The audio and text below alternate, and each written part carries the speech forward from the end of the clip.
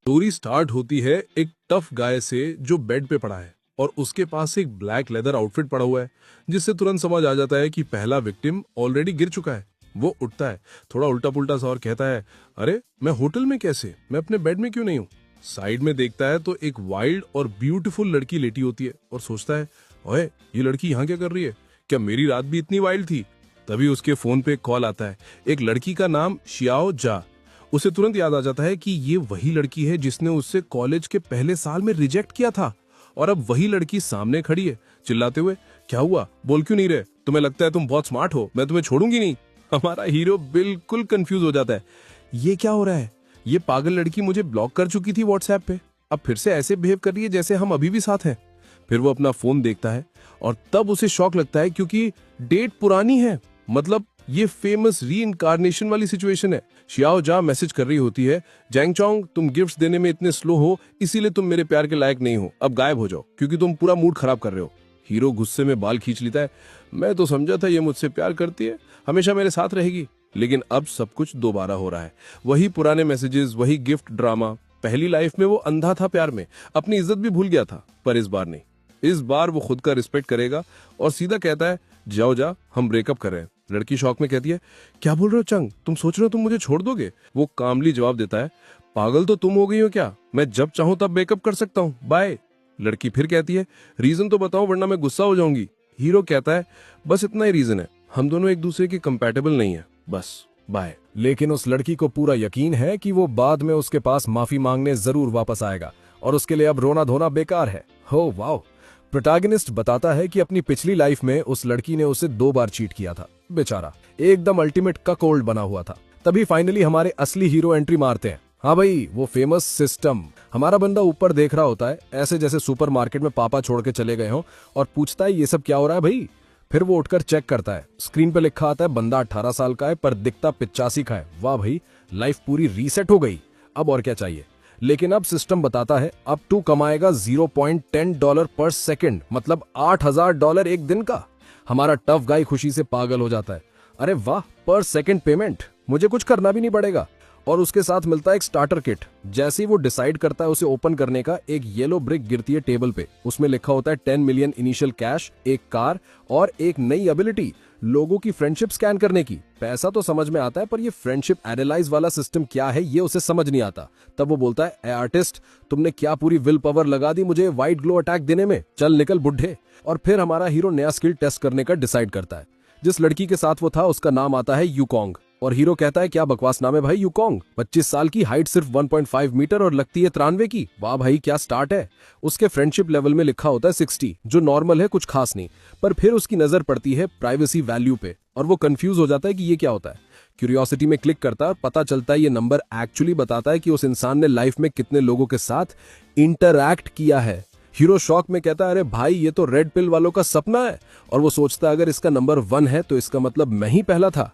फिर scene shift होता है, हीरो जियाओ जा को बार में कॉल करता है, पर ऑब्वियस है वो फोन नहीं उठाती, बेचारा ककोल्ड रह गया। लेकिन वहीं उससे वो टफ गर्ल यूकॉम मिल जाती है जो रो रही होती है। दोनों ने थोड़ा ज्यादा ही पी रखा होता है और शायद इसी वजह से फ्रेंडशिप लेवल लो होने के बावजूद दोनों का कनेक्शन बन जाता है। अगली सुबह लड़की उठकर शौक में पूछती है, तू ऐसे मुझे क्यों घूर रहा है जैसे बाजार में मुर्गा देख रहा हो। हीरो थोड़ा ऑकवर्ड होता है और वो पूछती है, क्या तुम्हें रिग्रेट हो रहा है या स्माइल कर रहे हो। हीरो कहता है, नहीं, मैं बस सोच रहा था कल रात क्या हुआ था। लड़की फिर कहती है, तो फिर रात के बीच में ये सांस भरना क्या था। हाँ वाह भाई, बोल्डनेस की बात ही अलग है। हीरो कहता है, यार रिग्रेट तो सिर्फ एक ही चीज का है, काश मैं तुमसे पहले मिला होता। और तभी सिस्टम तुरंत उसे एक नई एबिलिटी दे देता है, क्विक टंग मैक्स लेवल। मतलब अब उसके टंग के सारे मसल सेल्स की पावर और फ्लेक्सिबिलिटी फुल बूस्ट पे है। भाई लगता है सिस्टम ने वो छुपा हुआ फीचर निकाल दिया जो पीट डिड्डी के पास था। अब हमारा हीरो डिसाइड करता है, चलो स्किल का टेस्ट तो अभी ले ही लेते हैं, और बस यूज कर लेता है बॉडी का सबसे पावरफुल मसल। सीन में क्लियरली दिख रहा होता है कि ये एक सीक्रेट एबिलिटी है, क्योंकि लड़की कहती है, you are really good at kissing. ये तो कंप्लीटली अलग था भाई, अब लोगों को अपनी टंग ट्रेनिंग शुरू करनी पड़ेगी। Good luck with that. कम से कम हमारा हीरो तो अपना ब्रेकफास्ट कर चुका है। थोड़ी देर बाद वो फिर से बेड में उठता है और उसके पास पैसे पड़े होते हैं। ये क्या हो गया, उसके दिमाग में वही सवाल जैसे हम सब सोच रहे हो। उसे लगता है, क्या मुझे यूज करके छोड़ दिया गया। लड़की ने 10,000 युआन छोड़ दिए होते हैं और लिखा होता है last night was worth every penny. Hero shock में सोचता है ये लड़की तो पागल है, अपना फर्स्ट टाइम मेरे साथ किया और ऊपर से पैसे भी दे दिए। बेचारे को थोड़ा गिल्ट भी होता है, पर नंबर तो मिल नहीं पाया। फिर उसकी नजर पड़ती है एक क्रिटिकल कार्ड पे जो सिस्टम ने उसे पहले दिया था। उस कार्ड में लिखा है जो भी तुम खर्च करोगे उस अमाउंट को 1x से 50x तक मल्टीप्लाई होने का चांस है, बस 100,000 चाइनीज कॉइन से कम होना चाहिए। मतलब कुछ खास बड़ा लिमिट नहीं है, पर फिर भी हीरो एक्साइटेड हो जाता है। अब उसके दिमाग में एक ही थॉट है, मैं वापस पास्ट में आया हूं और मेरे पास सिस्टम भी है, तो अब मैं इस दुनिया का सबसे बड़ा मैग्नेट बनूंगा, क्योंकि अब उससे पहले से पता है कौन से कंपनीज फ्यूचर में बड़े नाम बनने वाले हैं। अब उसका पहला गोल है जितना हो सके पैसा जमा करो और उन स्टार्टअप्स के शेयर्स खरीद लो। सीन में नरेशन जैसे कहती है, क्या तुमने कभी वो बेयर देखा है जो पानी के किनारे खड़ा रहता है और पेशेंटली वेट करता है फिश के आने का? बस हीरो भी वैसे ही है, human version of that bear. एक हॉट गर्ल एक फैंसी कार के साथ खड़ी है ओनर का वेट करते हुए, और हमारा हीरो वहीं खड़ा है रियल स्टेट, बिजनेस और पैसा बनाने के सपने देखते हुए। जब अचानक वो हंट्रेस एक फ्लाइंग किस बेचती है और पूछती है ये हैंडसम गाय की कार है क्या? प्रोटैगनिस्ट उसकी तरफ देखता और कहता है अरे भाई ये पागल वाली आ गई। फिर चिल मोड में बोलता है हाँ हाँ क्या हुआ? वो लड़की सीधी बात करती है और तुरंत पूछती है कि क्या वो उससे एक जगह छोड़ सकता है क्योंकि उसे अर्जेंट घर पहुंचना है। उसके ऐप में लिखा था कि उसके किचन के पाइप पूरी तरह से चोक हो गए हैं। ये वाली तो सच में डायरेक्ट निकली।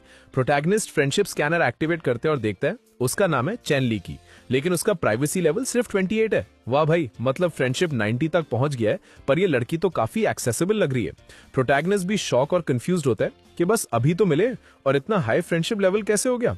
फिर भी वो इग्नोर करके थोड़ा कंफ्यूज सा कार में बैठ जाता है और फिर भाई उसने उसकी जबरदस्त क्लास ले ली। बोलता है अरे मैडम, तुम्हारे किचन की पाइप तो पहले ही 28 भैया अनक्लॉग कर चुके हैं, अगली बार उन्हीं में से किसी को बुला लेना। लड़की वहीं हवा में चूर बन गई। वो सोचती है ये कैसे जानता है कि मेरे 28x थे। वो उदास होकर बोलती है हर दिन थोड़ी मिलता है कोई हैंडसम और पैसे वाला लड़का। तभी पास में खड़ा एक बुढ़ा आदमी सुन लेता है और तुरंत आ जाता है। अरे यंग लेडी, मैंने सुना तुम्हारे पाइप में प्रॉब्लम है, मैं 30 साल का एक्सपीरियंस रखता हूँ। लेकिन वो लड़की सीधा बोलती है दूर रहो बुढ़े। बुढ़ा हैरान होकर कहता है अरे यंग लेडी, वो क्यूट लड़का तुम्हारे पाइप फिक्स नहीं कर सकता, मैं कर सकता हूँ। और फिर वो चीकी लड़की गुस्सा होकर चिल्लाती है बाहर निकल यहाँ से बदतमीज। वो लड़की गुस्से में बोलती है कि ये बुढ़ा उसे बॉदर कर रहा है। आसपास के लोग हंसने लगते हैं, लेकिन वो बुढ़ा समझ नहीं पाता कि सब हंस क्यों रहे हैं। तब एक लड़का मजाक में बोलता है अरे बुढ़े, तू समझ नहीं रहा, ये लड़की पाइप्स अनक्लॉग करवाने की बात नहीं कर रही, ये तो कुछ और अनक्लॉग करवाना चाहती है। बुढ़ा सोचता है हाय रे, आजकल के यंग लोग तो बहुत फास्ट हो गए हैं। इतने में वो लड़की गुस्से में किक मार देती है और अपना जूता तोड़ लेती है। तब तक हमारा प्रोटैगनिस्ट रियल एस्टेट एजेंसी पहुंच चुका होता है। उसने अपनी फैंसी कार पार्क की, लेकिन वहां का एजेंट सोचता है लो आ गए ये रिच किड्स जो पापा की कार लेके इधर उधर घूमते हैं और सबको तंग करते हैं। प्रोटैगनिस्ट कार से उतरता है फुल एटीट्यूड में, बिल्कुल मैक्स स्टील एक्शन फिगर जैसा पोज मार के। रिसेप्शन पे बैठी लड़की देखती है कि सब उसी को देख रहे हैं, मतलब अब इसे ही हैंडल करना पड़ेगा। थोड़ी नर्वस होते हुए वो अपना इंट्रोडक्शन देती है, मैं मिस जिया हूँ, बताइए सर कैसे हेल्प कर सकती हूँ। प्रोटैगनिस्ट थोड़ा मजाक में बोलता है एक बकेट फ्राइज ले आओ। ऑब्वियसली वो इधर फ्राइज खाने नहीं बल्कि घर देखने आया है। जिया ऑकवर्ड सी स्माइल करती है और फिर प्रोफेशनल टोन में घर दिखाना स्टार्ट करती है। जो एजेंट पहले उसे इग्नोर कर रहा था बेचारा सॉरी बोलता है। बिजनेस वर्ल्ड में पहचानना पड़ता है कौन सीरियस क्लाइंट है और कौन टाइम पास। जिया एक घर दिखाती है जो काफी कॉम्पैक्ट और मॉडर्न होता है, प्राइस भी रीजनेबल होती है और लोगों में ये मॉडल काफी पॉपुलर होता है। वो पूछती है सर ये कैसा लगा, पर जंग तुरंत बोलता है इसे इग्नोर करो, मुझे वो प्रॉपर्टीज चाहिए जो 1 मिलियन के आसपास हो। जिया समझकर लिस्ट चेक करती है और कहती है समझ गई सर, कोई स्पेशल प्रेफरेंस? जंग कहता है मुझे ऐसे घर चाहिए जो इजीली रेंट हो जाएं, मुझे कोई हाफ डन या इनकम्प्लीट प्रॉपर्टी नहीं चाहिए, थोड़ा रेनोवेशन चलेगा, बस ओवरऑल परफेक्ट होना चाहिए। प्रोटैगनिस्ट ने पहले ही नोटिस कर लिया था कि शिया थोड़ी हेजिटेंट लग रही थी, मतलब क्लियरली वो इस जगह पे नहीं थी। उनका कम्युनिकेशन सिंपल था, लेकिन यही अच्छा लगा कि लड़की के पास कोई फेक सेल्स ट्रिक्स नहीं थी, सब कुछ बिल्कुल सिंसियर लग रहा था। शिया 19 साल की है, हाइट 1.73 मीटर और बॉडी रेटिंग 90, मतलब यहाँ सब लोग 90-92 की रेंज में ही है। ये थोड़ी ऊपर निकली। अब प्राइवेसी वैल्यू जो पास पार्टनर से रिलेटेड थी वो 0 दिख रही थी, मतलब प्योर क्लीन स्लेट। अब वो कुछ छोटी छोटी हाउसेस दिखाती है, सब 8 लाख से लेके 1 मिलियन के बीच। प्रॉब्लम ये थी कि जैंग जानता था उसका क्रिटिकल हिट सिस्टम 1 मिलियन से ज्यादा पे एक्टिवेट नहीं होता, मतलब उससे सिर्फ 1 मिलियन की नीचे वाली प्रॉपर्टीज लेनी थी। शिया पूछती है सर और ऑप्शंस दिखाऊं क्या? तब जैंग सोचता है कि कैसे वो मल्टीपल हाउसेज ले सकता है जो सब 1 मिलियन के आसपास हों ताकि उसका सिस्टम एक्टिवेट हो जाए। तब वो कहता है, अच्छा सुनो, अगर तुम इन प्रॉपर्टीज का प्राइस थोड़ा नेगोशिएट करवा दो, सबको एग्जैक्टली 1 मिलियन तक ला दो, तो मैं सब 5 घर अभी के अभी खरीद लूंगा कैश में। शिया थोड़ी शॉक्ड हो जाती है, सर आप सब एक साथ पे करेंगे? जैंग कैजुअली बोलता है, हाँ अभी करता हूँ, और रेंट मैनेज करने का काम भी तुम्हें ही दूंगा। ये सुन के लड़की के दिमाग में घंटी बजती है। 5 घरों का रेंट मैनेज करना और कमीशन लेना, मतलब मंथली कमाल कमाई। वो तुरंत कहती है, सर मैं अभी कर देती हूँ। तब तक वो बेचारा स्टाफ मेंबर जो पहले जैंग को इग्नोर कर रहा था, डोर के पीछे छुप के देख रहा होता है। सोचता है ये अजीब लड़का इतना पैसा लाया कहां से। 1 घंटे बाद मैनेजर आता है और बोलता है, सर कॉन्ट्रैक्ट फाइनलाइज हो गया, मिस शिया को 2% कमीशन मिलेगा। जैंग बोलता है, परफेक्ट, मुझे शिया पे पूरा भरोसा है, वो सब मैनेज करेगी और अगले डील्स के लिए मैं तुम्हें ही कॉल करूंगा। शिया लिटरली ब्लश कर रही होती है, खुश इतनी होती है कि 2% भी उसके लिए एक ह्यूज अमाउंट बन गया था। और उसी मोमेंट पे क्रिटिकल हिट सिस्टम एक्टिवेट हो जाता है और बैंग मल्टीपल मल्टीप्लायर्स लग जाते हैं, 50x 40x। अगर वो 8 लाख वाले घर लेता तो ये डिफरेंस और भी ज्यादा होता। इस खर्चे के साथ ही सिस्टम लेवल अप हो जाता है। अब वो हर सेकंड 0.8 युआन कमा रहा है। प्रोटैगनिस्ट सोचता है अगर सिस्टम इतना रिवॉर्ड दे रहा है तो फिर उसे थोड़ा और खर्च करना पड़ेगा। तभी वो तुरंत जिया को कॉल करता है और कहता है कि उससे बात करनी है। पर जैसे ही वो ये बोलता है, लड़की के दिमाग में अलग ही इमेजिनेशन चल रही होती है। वो सोच रही होती है ये लास्ट बार नहीं होगा। बेचारी अपनी उंगलियां काट रही होती है। कैपिटलिज्म ने अच्छी लड़कियों को भी पागल बना दिया है। थोड़ा पैसा मिलते ही वो इल्यूजन में चल गई है। फिर भी वो थोड़ी हेजिटेंट लगती है और कहती है, शायद आज रात हम एक दूसरे को और अच्छे से जान सकते हैं। प्रोटैगनिस्ट कंफ्यूज हो जाता है, पूछता है तुम क्या बोल रही हो? मैं तो सिर्फ तुम्हारा बैंक अकाउंट मांग रहा था। वो पूछती है क्यों? तो वो बोलता है, तुम मेरी लकी स्टार हो और मैं चाहता हूँ कि आगे भी हम मिलते रहें। ऑब्वियसली उसका मतलब सिस्टम के 50x रिवॉर्ड से था, पर लड़की कुछ और ही समझ रही होती है। कुछ मिनट बाद वो उसे 35,000 चाइनीज कॉइन्स भेज देता है और एक अजीब सा K-pop डांस करते हुए अपना हाथ सर पे रखता है। मुझे नहीं पता ये किस लेवल का सीन था, पर लड़की ने तो उसके लिए 200 मिलियन कमा कर दिए थे, तो ये रीजनेबल ही था। अब उनका फ्रेंडशिप लेवल 85 तक बढ़ गया है और चालाक लड़की QR कोड दिखाते हुए रेडी है डिनर के लिए। प्रोटैगनिस्ट नोटिस करता है कि उसके फ्रेंडशिप पॉइंट्स 50 से सीधा 80 तक चढ़ गए हैं। मतलब पैसा बोलता है, दुनिया सच में अमीरों की है। वो दोनों व्हाट्सएप एक्सचेंज कर लेते हैं और जिया तो फुल एक्साइटेड है, अपने दिमाग में सोच रही है कि आज रात शायद सब कुछ हो जाए। उधर प्रोटैगनिस्ट चिल मूड में कहता है, अच्छा फिर मिलते हैं। पर लड़की को थोड़ा कंफ्यूजन होता है। उसे लगा था वो आज डिनर या कुछ प्लान करेगा, पर वो तो बस कार में बैठ के बोलता है हasta luego, मतलब मिलते हैं, और चला जाता है। घर पहुंच के हम देखते हैं कि उसके माँ बाप भी हैं, जो इन स्टोरीज में रेयर होता है। यूजुअली 15 साल पहले ही मर चुके होते हैं। माँ उसके लिए वाटरमेलन काट रही होती है और पिता पूछते हैं, बेटा तू स्कूल ग्रेजुएशन ट्रिप पे क्यों नहीं गया? वो कहता है, पापा मैं शंघाई जाना चाहता हूँ, वहाँ यूनिवर्सिटी देखने। फादर कहते हैं, ठीक है मैं पैसा ट्रांसफर कर देता हूँ। माँ बोलती है, इतना स्पॉइल मत करो इसको, वरना ये मामाज बॉय बन जाएगा और कोई लड़की नहीं मिलेगी। प्रोटैगनिस्ट सोचता है कि शायद पिछली लाइफ में यही प्रॉब्लम थी। वो एक बीटा मेल था, लेकिन इस बार वो श्योर है एक अच्छी बहू लेकर आएगा। नेक्स्ट डे फ्लाइट का सीन होता है और वो उदास है कि उसे इकोनॉमी क्लास लेना पड़ा, क्योंकि सारे फर्स्ट क्लास सीट्स पहले ही बुक हो गए थे। प्रोटैगनिस्ट जैसे ही अपनी सीट लेने जा रहा होता है, तभी गलती से किसी से टकरा जाता है। और जैसे हमेशा होता है ऐसी स्टोरीज में, वहां भी एक प्रिटी लड़की होती है। एक और पोटेंशियल विक्टिम मिल गई। उस लड़की का नाम होता है जो यिंग और प्रोटैगनिस्ट बताता है कि ये उसकी सीट है। वो मुस्कुरा के कहती है, कोइंसिडेंस है, मैं भी यहीं पास ही हूं। और जैसे ही कैमरा उसकी तरफ घूमता है, हम सोचते हैं, वाह मेरी बेटी तो फुल डायपर मोड में है। मतलब सीन फुल ऑकवर्ड हो गया। दोनों बात कर रहे होते हैं, तभी एक टिपिकल बीटा मेल की एंट्री होती है। वो आता है, लड़की को बुलाता है, मैडम आपके साथ ट्रैवल करना मेरे लिए ऑनर है, ये ट्रिप तो अमेजिंग होने वाली है। प्रोटैगनिस्ट विंडो सीट पर बैठा होता है, पर वो जो को कहता है, तुम यहां बैठ जाओ। बीटा तुरंत रिएक्ट करता है, छोटे भाई ये सीट लेडी के लिए है, प्लेन पर ऐसे सीट एक्सचेंज करना अलाउड नहीं है। प्रोटैगनिस्ट कामली बोलता है, हम साथ हैं, मुझे इन्फॉर्मेशन देने की जरूरत नहीं है, और फिर चुपचाप बैठ जाता है। लेकिन बीटा तो वीट्यूबर फैन निकला, नॉन स्टॉप बकबक करता रहता है, मिस आप शंघाई जा रही हैं, मतलब भाई प्लेन हवा में है, क्या पैराशूट लगा के बीच में कूदेगी? ऑब्वियसली वो शंघाई ही जा रही है। जो यंग उसकी बकबक इग्नोर करती है और अपना ध्यान प्रोटैगनिस्ट पे रखती है। पूछती है, तुम शंघाई किस काम से जा रहे हो? वो बोलता है, कुछ खास नहीं, बस एक सिंपल ट्रिप है। वो कहती है, नाइस, वेकेशन लेना भी जरूरी है। बेचारा बीटा कोने में बैठ के बोलता है, मैं भी 1 साल शंघाई में रहा हूँ, वहां बहुत स्कैमर्स हैं, होटल्स में धोखा मिलता है, संभल के रहना। फिर वो अपना फ्लेक्स स्टार्ट करता है, मैं एक अच्छा होटल में रुका हूँ, सब कुछ रेडी है, चाहो तो तुम भी वहां आ सकती हो। पर ऑब्वियसली जो यंग ने उससे पूरा इग्नोर कर दिया, विंडो के बाहर देखती रहती है। इस बीच प्रोटैगनिस्ट बोलता है, भाई टेंशन मत ले, मैंने ऑलरेडी टैक्सी हायर कर ली है, वो मेरे साथ है, तुझे चिंता करने की जरूरत नहीं। लेकिन बीटा यहाँ रुकता नहीं। अब वो उससे एम्बैरेस करने के मूड में आता है। बताओ तुम किस होटल में रुक रहे हो? प्रोटैगनिस्ट कैजुअली बोलता है, एक जगह है अमन योंग युन। जैसे ही वो सुनता है बीटा का चेहरा उड़ जाता है। ये तो एक सुपर लग्जरी रिजॉर्ट है जहां बुकिंग मिलना मुश्किल होता है। तुरंत बोलता है, अजीब है, अगर तुम ऐसे महंगे होटल में रुक रहे हो तो इकोनॉमी क्लास में प्लेन क्यों लिया? फिर खुद ही बोलता है, मैं अभी वहां रुक चुका हूं और उनका एयरपोर्ट पिकअप होता है, तुम्हारा कैसे नहीं हुआ? प्रोटैगनिस्ट काम टोन में कहता है, मैंने वहां एक विला लिया है। सुनते ही बीटा शॉक्ड रहता है और जो यिंग के चेहरे पे भी सरप्राइज आ जाता है। उसे याद आता है उस विला का रेट तो 80,000 युआन पर नाइट है। उसने एक्सपेक्ट नहीं किया था कि ये बंदा इतना रिच हो सकता है। वो कामली रिप्लाई करता है कि उसे अच्छी तरह पता है कि असल में तो जो यिंग उससे भी ज्यादा रिच है। स्कूल के टाइम पर वो सिर्फ फेमस ही नहीं थी बल्कि पूरी स्कूल की सबसे प्रीटी लड़कियों में से एक थी। हर कोई जानता था कि जब भी वो स्कूल से पिक होती थी हमेशा एक लग्जरी कार आती थी और वो ऐसी लड़की थी जिसे देखकर ज्यादातर लड़के आंखों में आंखें नहीं मिला पाते थे। हमेशा चुपचाप पढ़ाई करती थी। लेकिन तब प्रोटैगनिस्ट सिर्फ शियाओ जैंग के पीछे पड़ा था और फिर धोखा खा गया था। सच्ची में बेवकूफ था वो। अब लगता है जो यिंग के घर में भी कुछ परेशानी चल रही है क्योंकि वो कहती है कि अब वो सेकंड जनरेशन रिच लड़की नहीं रही।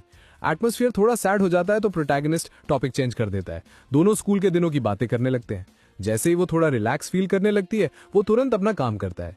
लड़की के स्टैट्स चेक करता है। Age 18, height 172 centimetres, appearance 96, body 96। वाह, ये लड़कियां तो स्केली नेक्स कर रही हैं। आर्टिस्ट से पूछना पड़ेगा कि 100 का मतलब क्या है यहाँ। जो चीज उसे सबसे ज्यादा हैरान करती है वो ये है कि फ्रेंडशिप ऑलरेडी 75 पे है। शायद वो स्कूल के टाइम उसे देख रही थी और उसने नोटिस नहीं किया। थोड़ा स्ट्रेंज है ये।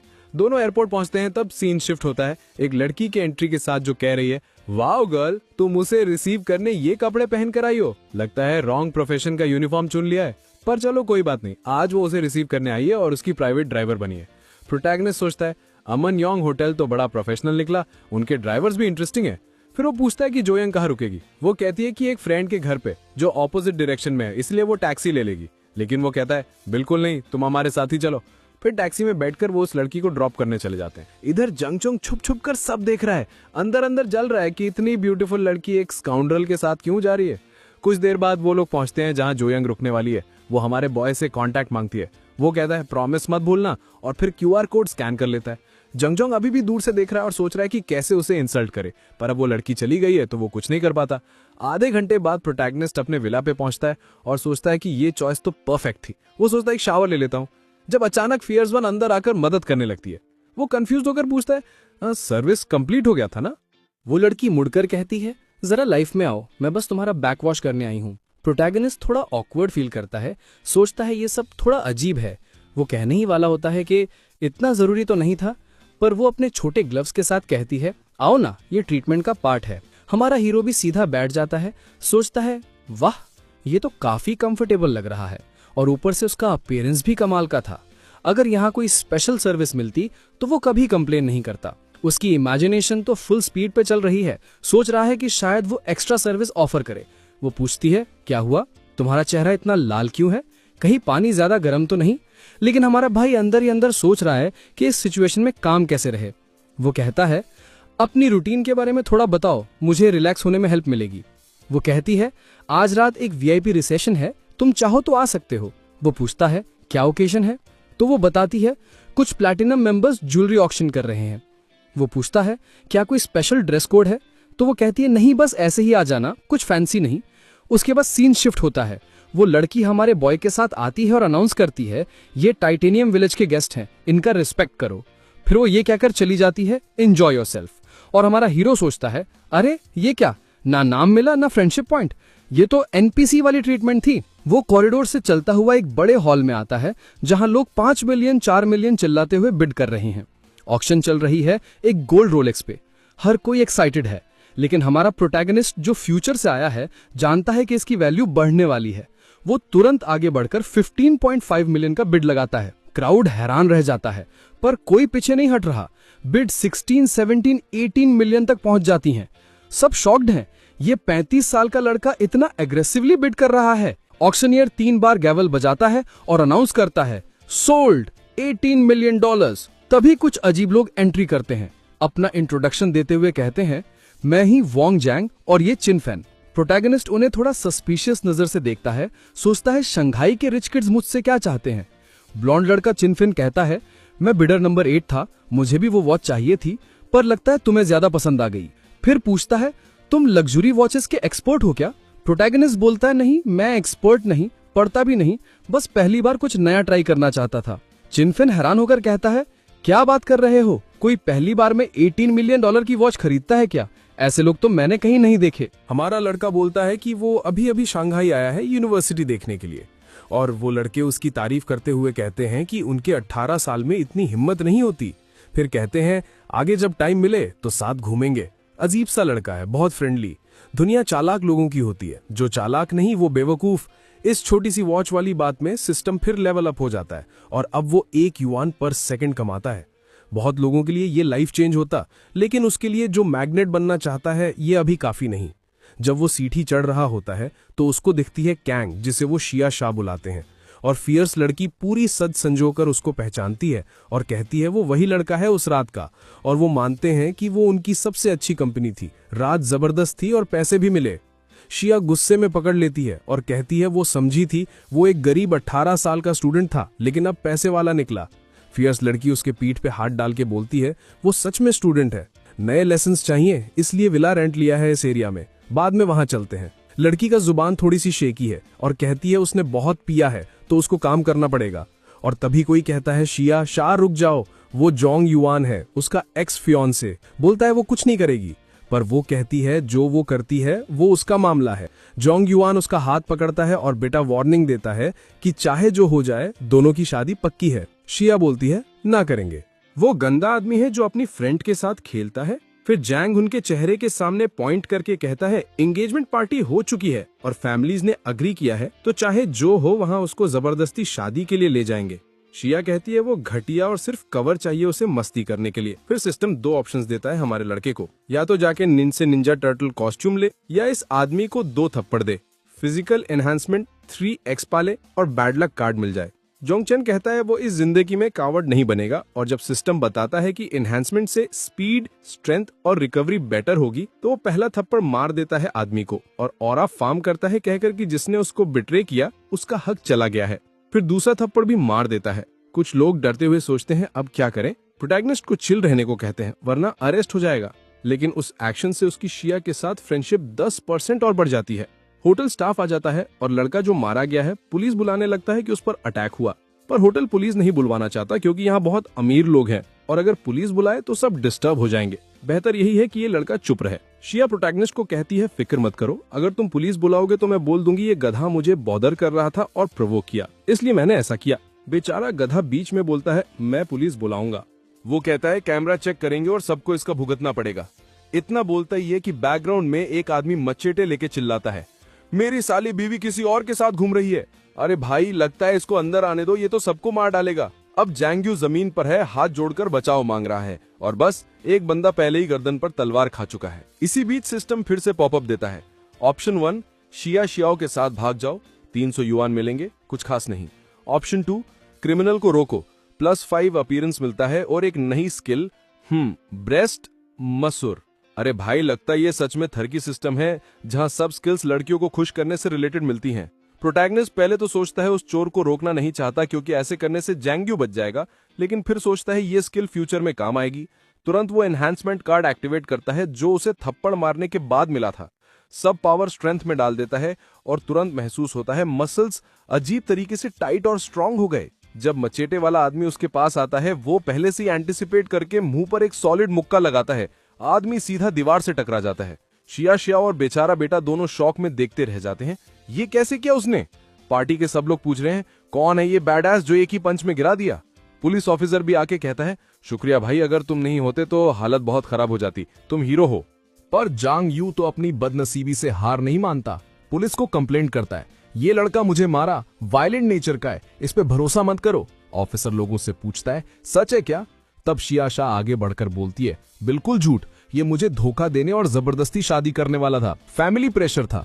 ऑफिसर बोलता है हाँ समझ गया। प्रोटैगनिस्ट अंदर से सोचता है ये लड़की तो पूरा केस क्लियर कर गई और उसे थैंक्स बोलता है।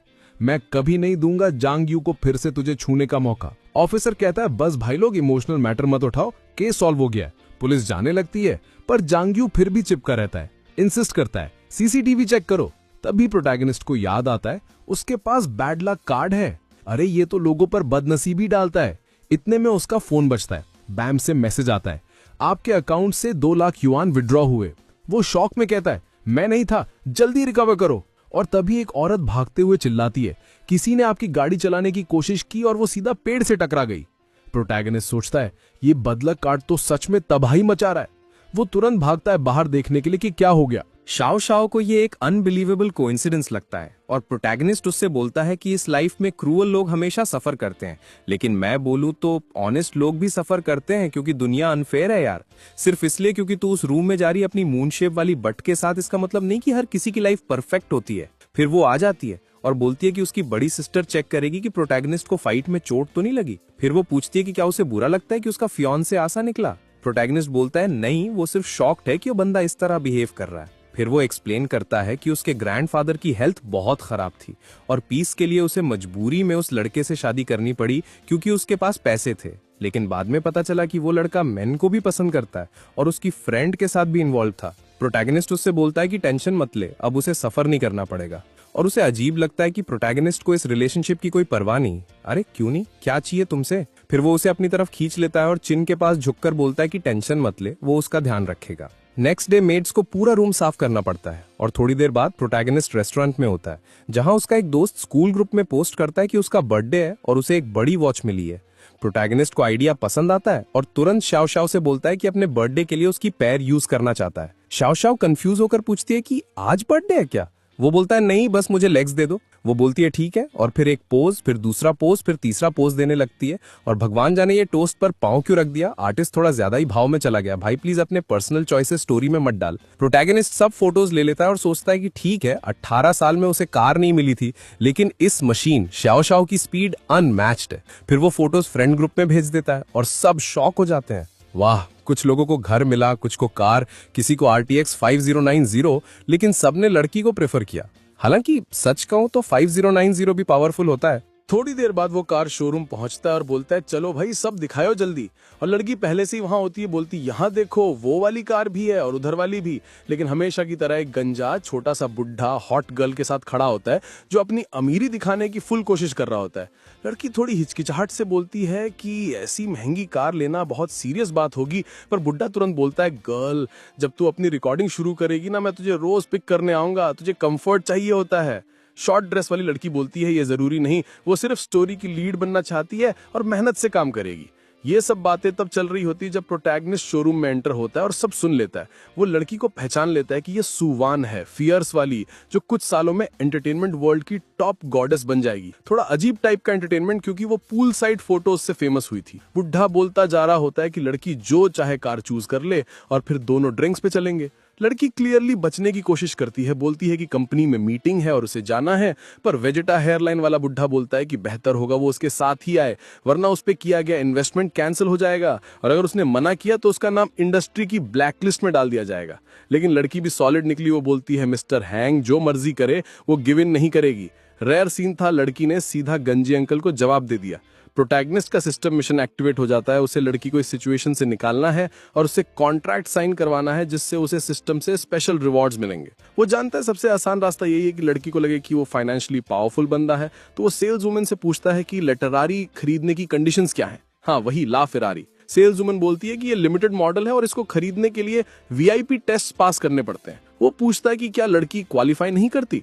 सेल्स वुमन बोलती है, अगर वो सच में चाहे तो मुश्किल नहीं। वो कंडीशन पूछता है और वो बताती है कि वेटिंग लिस्ट बहुत लंबी है, ज्यादा लोग पैसे डिपॉजिट नहीं करना चाहते, तो कभी कभी कुछ स्पॉट्स खाली होते हैं जिसे वो टेक ओवर कर सकता है। वो बोलता है कि ठीक है, वो सीधा कैश देकर खरीदने आया है। लड़की की आंखें फट जाती हैं, बुढ़ा शॉक हो जाता है और सुवान तुरंत इंटरेस्ट दिखाने लगती है।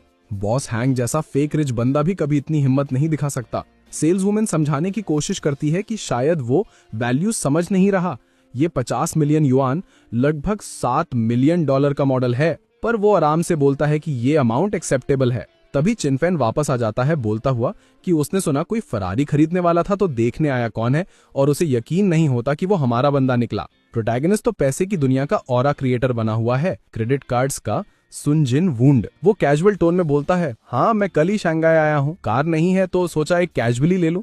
चिनफेन थोड़ा कंफ्यूज होता है, बोलता है, भाई ये कैजुअली नहीं होता, क्लियरली तो शो ऑफ कर रहा है।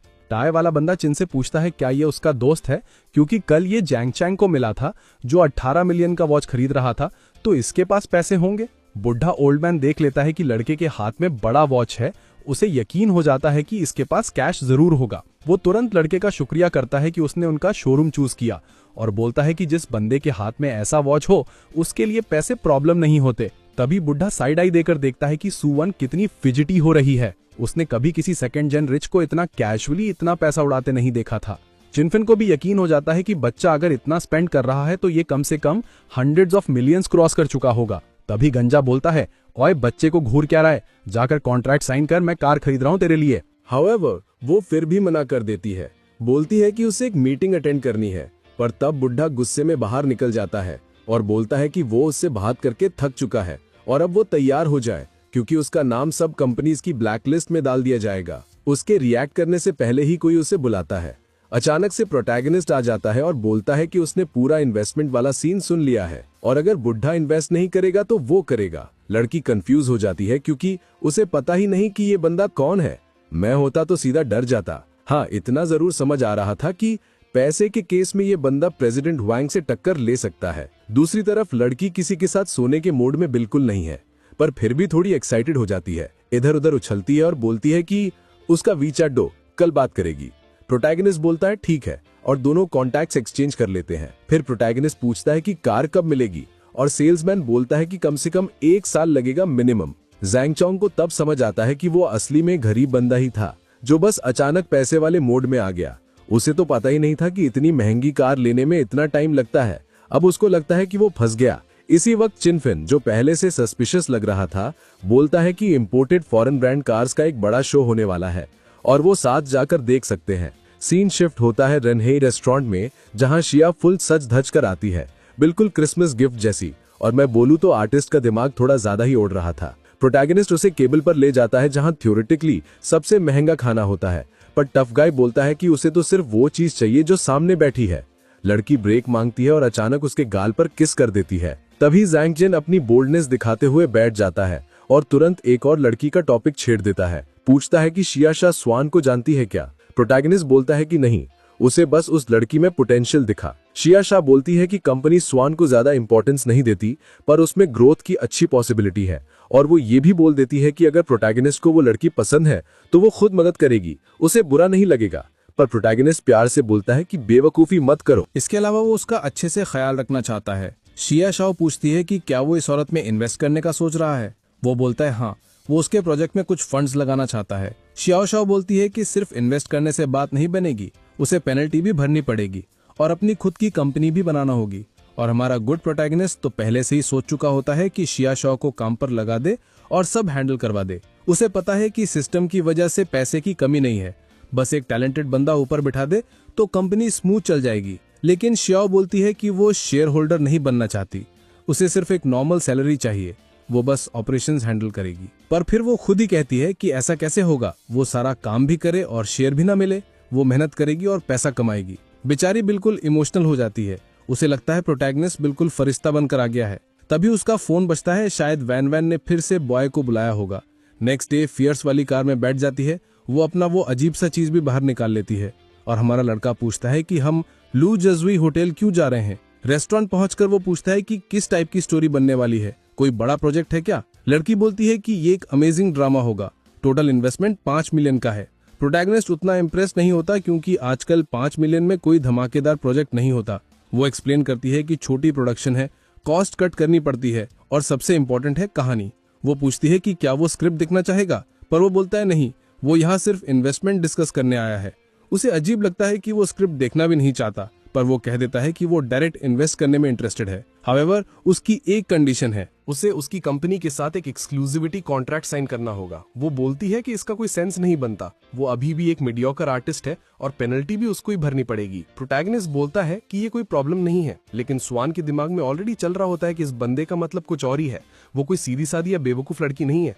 उसे पता है कि ये बंदा एक तीर से 2 निशाने लगाना चाहता है, एक एक्ट्रेस भी मिल जाएगी और रात का साथ भी। हाउएवर, वो सिर हिला के बोल देती है कि बिल्कुल नहीं, वो इतने सालों से फेथफुल रही है और अब ये सब नहीं होने देगी। फिर वो पूछती है कि उसकी एंटरटेनमेंट कंपनी का नाम क्या है। वो बोलता है कि अभी बनाई नहीं, पर जल्दी रेडी हो जाएगी। और शिया शान ने भी बताया था कि जहां वो काम करती थी वहां उसकी कोई वैल्यू नहीं थी। अब चालाक सुआन पूरी मुस्कान के साथ पूछती है कि स्पेशल रिक्वायरमेंट्स क्या है। फ्रेंडशिप लेवल 50 पर होता है। प्रोटैगनिस्ट जानता है कि 50 का मतलब बेसिकली स्ट्रेंजर्स जैसा ही है। अगर वो उससे कोई बेस्ट चीज मांग लेगा तो हाँ बोल भी देगी, पर मन से नहीं, और उसके लिए वो मजा नहीं है। इसलिए वो बोलता है कि अगर वो उसकी कंपनी की आर्टिस्ट बनी तो वो उससे कोई इनअप्रोप्रिएट डिमांड नहीं करेगा। अचानक लड़की ओवर एक्साइटेड हो जाती है, फ्रेंडशिप बढ़ जाता है। वो पूछती है कि क्या वो उसे बॉस बुला सकती है। वो बोलता है बॉस ज्यादा हो गया, बिग ब्रदर बुला लो। बातें चलती रहती हैं और वो उसे ऑफिशियली हायर कर लेता है। मिशन कंप्लीट होता है और उसको 20% शेयर्स मिलते हैं हेंच नाम की एक इन्वेस्टमेंट कंपनी में। सिस्टम बोलता है कि ये सब बिल्कुल लीगल तरीके से हुआ है, चाहे तो फाइल्स चेक कर सकता है। पगला प्रोटैगनिस्ट सोचता है कि अब कम से कम अपने बाप को समझा पाएगा कितना पैसा कैसे आ गया। सच्ची बात यह है कि एक डॉक्यूमेंट दिखाने से कुछ नहीं समझेगा, पर चलो ठीक है। वो अपने फादर को कॉल करता है, छोटी सी स्टोरी बताता है कि उसने इस कंपनी में इन्वेस्ट किया, कंपनी ग्रो हो गई और अब उसको महीने का 60,000 से ज्यादा इनकम मिलेगी। माँ हुला हुप करते हुए बोलती है कि बुढ़े तैयार हो जाओ, बेटा तुम्हें क्रॉस करने वाला है। प्रोटैगनिस्ट पूछता है कि क्या उनको कोई छोटा सा गिफ्ट चाहिए जो वो दोनों के लिए ले आएगा, लेकिन आजकल स्टोरीज में फैमिलीज अच्छी होती हैं और वो कुछ नहीं मांगते। इसी में प्रोटैगनिस्ट सुअन को बाहर चलने को बोलता है और वो कहती है कि वो जहां शुगर डैडी बोले वहां चलेगी। वो बोलता है कि वो बस कुछ पीसेस चेक करने जा रहा है और दोनों वॉच स्टोर पहुंच जाते हैं। मोटो लिखा होता है कि कोई लग्जरी वॉच नहीं खरीदता, बस अगले जनरेशन के लिए सेफ रखता है। हमारा लड़का एंटर करता है और हमेशा की तरह एक बुढ़ा हॉट लड़की के साथ खड़ा होता है जो अपनी औकात दिखाने के मोड में होता है। तभी कोई मिस स्वान को पहचान लेता है और वो कहती है कि वो सिर्फ एक दोस्त के साथ आई है जो वॉचेस चेक करने आया है। हाउएवर ग्रीन हेडबैंड वाली फ्रेंड सोच रही होती है कि ये लड़की कितनी बेवकूफ है। एंटरटेनमेंट इंडस्ट्री में इतने सारे हैंडसम गाइज पड़े हैं, इसको ऐसे आदमी के पीछे टाइम वेस्ट नहीं करना चाहिए, बल्कि किसी रिच बंदे को मिलना चाहिए। अरे मेरी बेटी, तेरी स्टॉकिंग्स तो फटी हुई हैं। क्लियरली तेरी फाइनेंशियल कंडीशन टाइट है क्रेजी लड़की। ऊपर से इसके पास्ट में भी 78 फ्रेंड्स थे। क्या बात है वॉरियर, ओवर टाइम फुल, और हमारे बॉय के साथ फ्रेंडशिप सिर्फ 20%। इसी में बुढ़ा रू से पूछता है ये जूनियर कौन है। रू बोलती है ये बस एक रैंडम लड़की है जो किसी छोटे अननोन ड्रामा में एक्टिंग करती है। बंदा अपना इंट्रोडक्शन देता है, बोलता है मैं वोंग हे हूँ, फिल्म इंडस्ट्री का इन्वेस्टर, और अगर इंटरेस्टेड हो तो उसका कार्ड ले सकती है। सुआन को पता है कि रू वाली एक्ट्रेस उससे बहुत नीचे लेवल की हैं, लेकिन इंडस्ट्री में चल रही हैं क्योंकि एक्टिंग से ज्यादा बॉडी काम आती है। सुआन बस कार्ड लेकर थैंक्स बोल देती है ताकि कॉन्वर्सेशन खत्म हो जाए और वहां से निकल जाती है। तभी शॉपकीपर हमारे बॉय से पूछता है कौन सी वॉच चाहिए। प्रोटैगनिस्ट बोलता है कि वो माँ के लिए वॉच लेने आया है। शॉपकीपर 380,000 वाली वॉच दिखाता है और हमारा बॉय बोल देता है ये तो सस्ती है, कम से कम $500,000 की होनी चाहिए। रू साइड में खड़ी सब सुन के शॉक में सोच रही होती है कि कौन बंदा 380K को चीप बोलता है। उधर सुआन साइड में क्वाइटली हंस रही होती है उस बेवकूफ के ऊपर जो पहले उससे स्टंट मार रहा था और अब खुद इंसल्ट हो गया। प्रोटैगनिस्ट सुआन से पूछता है कि क्या वो वॉच लेना चाहती है, पर वो तुरंत बोलती है नहीं, उसके पास पैसे नहीं है ऑब्वियसली। और यही परफेक्ट लाइन सुन के सिस्टम को मिशन मिल जाता है कि उसके लिए वॉच खरीदो। इस पर वो फौरन बोलता है कि अगर वो चाहे तो वो गिफ्ट में वॉच दे देगा। सुआन कहती है बिल्कुल नहीं, मैं पैसे कमाकर खुद खरीदना पसंद करती हूँ। उधर उसकी फ्रेंड बाहर से देखकर सोच रही होती है कि ये लड़की कितनी इडियट है और ये गाय तो सिर्फ शो ऑफ कर रहा है। थोड़ी देर में सब वॉचेस देखकर बिना खरीदे निकल जाएगा। तब तक शॉपकीपर हमारे बॉय की रिस्ट पर वॉचेस ट्राई करा रही होती है और बोलती है कि उसके हाथ पर बहुत हैंडसम लग रहा है। वो टाइट एडजस्ट करती है और बॉय बोलता है परफेक्ट, मुझे टाइट ही पसंद है। बीच में एक अजीब सा बंदा क्रीप बनकर उठलक कर रहा होता है जैसे कोई वियर्डो, पर प्रोटैगनिस्ट नोटिस करता है कि सुआन की फ्रेंडशिप वैल्यू बढ़ गई है। दिमाग कुछ ऑफ लगता है इसका भी। फिर वो शॉपकीपर को बोलता है कि दोनों वॉचेस पैक कर दो। साइड का बंदा शॉक में रह जाता है और जो लड़की 6 फुटबॉल टीम्स को टक्कर दे चुकी है वो भी शॉक में हो जाती है कि बंदा असली में अमीर है, सिर्फ एक्टिंग नहीं। उसी टाइम प्रोटैगनिस्ट सुआन को विमेन्स वॉचेस दिखाने बोलता है और कहता है कि 2 चुन लो। सेल्समैन एक डायमंड वाली फ्लैशी 150K की वॉच दिखाता है। सुआन पहनकर ही चमक जाती है। फिर हम्बल बनने की कोशिश करती है और 380K वाली एक और वॉच ट्राई करने बोलती है, लेकिन प्रोटैगनिस्ट सीधा बोल देता है कि कार्ड में दोनों ऐड कर दो, वो दोनों भी लेगा। सुआन खुशी से रिस्ट छूते हुए थैंक्स बोलती रहती है, पर कहती है कि इतनी महंगी चीज लेके घूमना ठीक नहीं। प्रोटैगनिस्ट बोलता है टेंशन मत ले, तुम मेरे लिए बहुत पैसा कमाएगी। हाउएवर फिर भी वो एक्सेप्ट नहीं करना चाहती और बोलती है कि बेटर होगा अगर वो दोनों वॉचेस अपनी माँ को दे दे। लेकिन प्रोटैगनिस्ट कहता है कि जो वॉच उसके रिस्ट पर है वो सिर्फ यंग वुमन पर सूट करती है। उसकी माँ अगर ऐसी फ्लैशी वॉच पहनकर बाहर निकलेगी तो लोग हंसेंगे।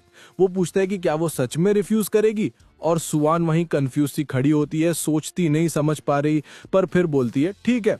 सच में वो काफी जेनरस बॉस निकला। तभी सेल्समैन कार्ड लेकर आता है, बोलता है पेमेंट अप्रूव हो गया, और रू अंदर ही अंदर जलन से मर रही होती है कि कैसी फिल्दी लड़की जैसे सुआन के हाथ में उससे ज्यादा महंगी वॉच कैसे आ गई। उधर बुढ़ा हेजिटेंट हो रहा होता है। वो उस मॉडल का पूछता है जो शॉप में होता ही नहीं, और सीधा बोल देता है शेम है, अवेलेबल नहीं, हम बाद में आएंगे। सेलर मिस लिंड्रू से पूछता है क्या वो रिजर्वेशन करवाना चाहेगी या कोई और देखना चाहेगी, पर ऑब्वियसली उसके पास पैसे नहीं, तो बस बोलती है बाद में देखेंगे।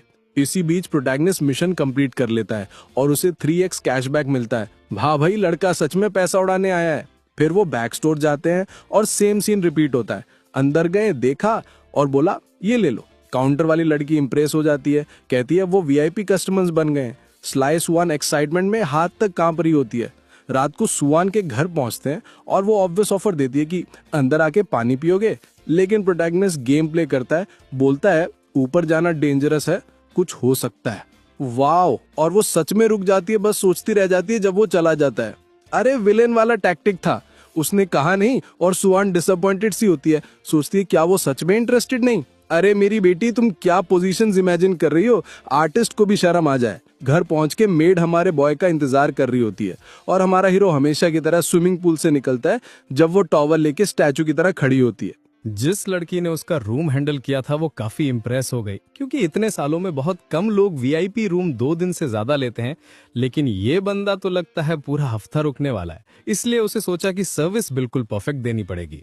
उधर प्रोटैगनिस्ट पूछता है कि यहाँ का खास खाना क्या है। वो बोलती है कि होटल में चाइनीज, इटालियन, फ्रेंच, जापानीज सब टॉप फूड मिलता है, और एक स्पेशल गोल्डन फिश भी होती है जिसमें कोई महंगी ट्रफल लगी होती है। वो थैंक्स करता है और शायद वो ही ऑर्डर करता, पर साथ ही मसाज भी मांग लेता है। और बस फिर वो सीन शुरू। मैं तो पहले ही डर गया था, क्योंकि बंदा हमेशा अपनी अजीब सी चिड़िया वाली अंडरवेयर में लटका होता है। वो बेचारा सोच रहा होता है कि मसाज आसान होगा, पर यहाँ तो ग्रेविटी उसको अलग ही फील करा रही होती है। ऊपर से अरोमा थेरेपी भी चल रही होती है, जिससे वो और शॉक में आ जाता है। गर्ल बस बोल रही होती है कि रिलैक्स करो, ये नॉर्मल है। प्रोटैगनिस्ट कंफ्यूज्ड है कि क्या ये पैकेज का हिस्सा है या कुछ एक्स्ट्रा चल रहा है। ओ भाई, मुझे भी नहीं पता कितना कंप्लीट था सर्विस। फिर वो लड़की बोलती है कि कल वो उसका वेट करेगी, क्योंकि उसे कार मीट लेके जाना है।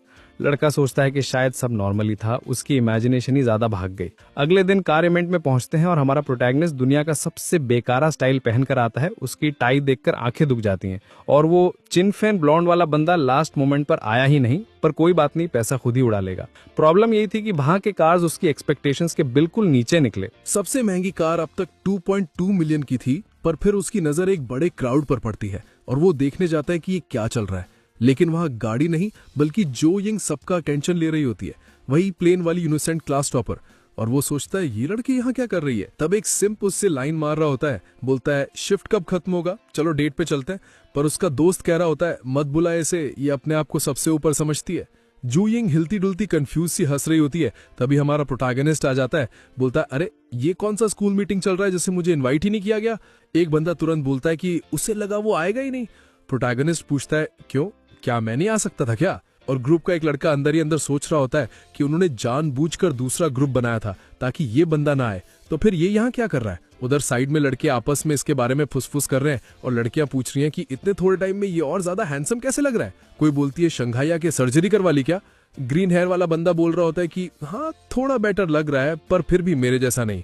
जनांग घसकर बोलता है तो सब यहाँ क्या कर रहे हो, कार खरीदने आए हो क्या।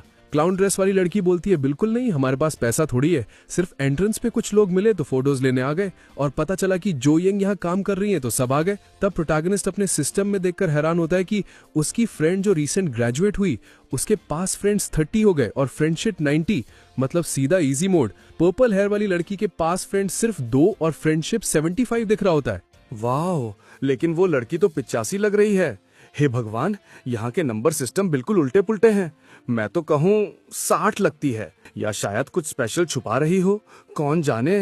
पर प्रोटैगनिस्ट ये सोच रहा होता है कि इन सब लड़कियों की फ्रेंडशिप इतनी हाई कैसे है, जब इन्होंने कभी उसे पसंद नहीं किया, क्लास में बात तक नहीं करती की। तब ऑरेंज हेयर वाली गुस्सा होकर पूछती है कि ये क्या नौटंकी चालू है और वो यहाँ क्या कर रहा है।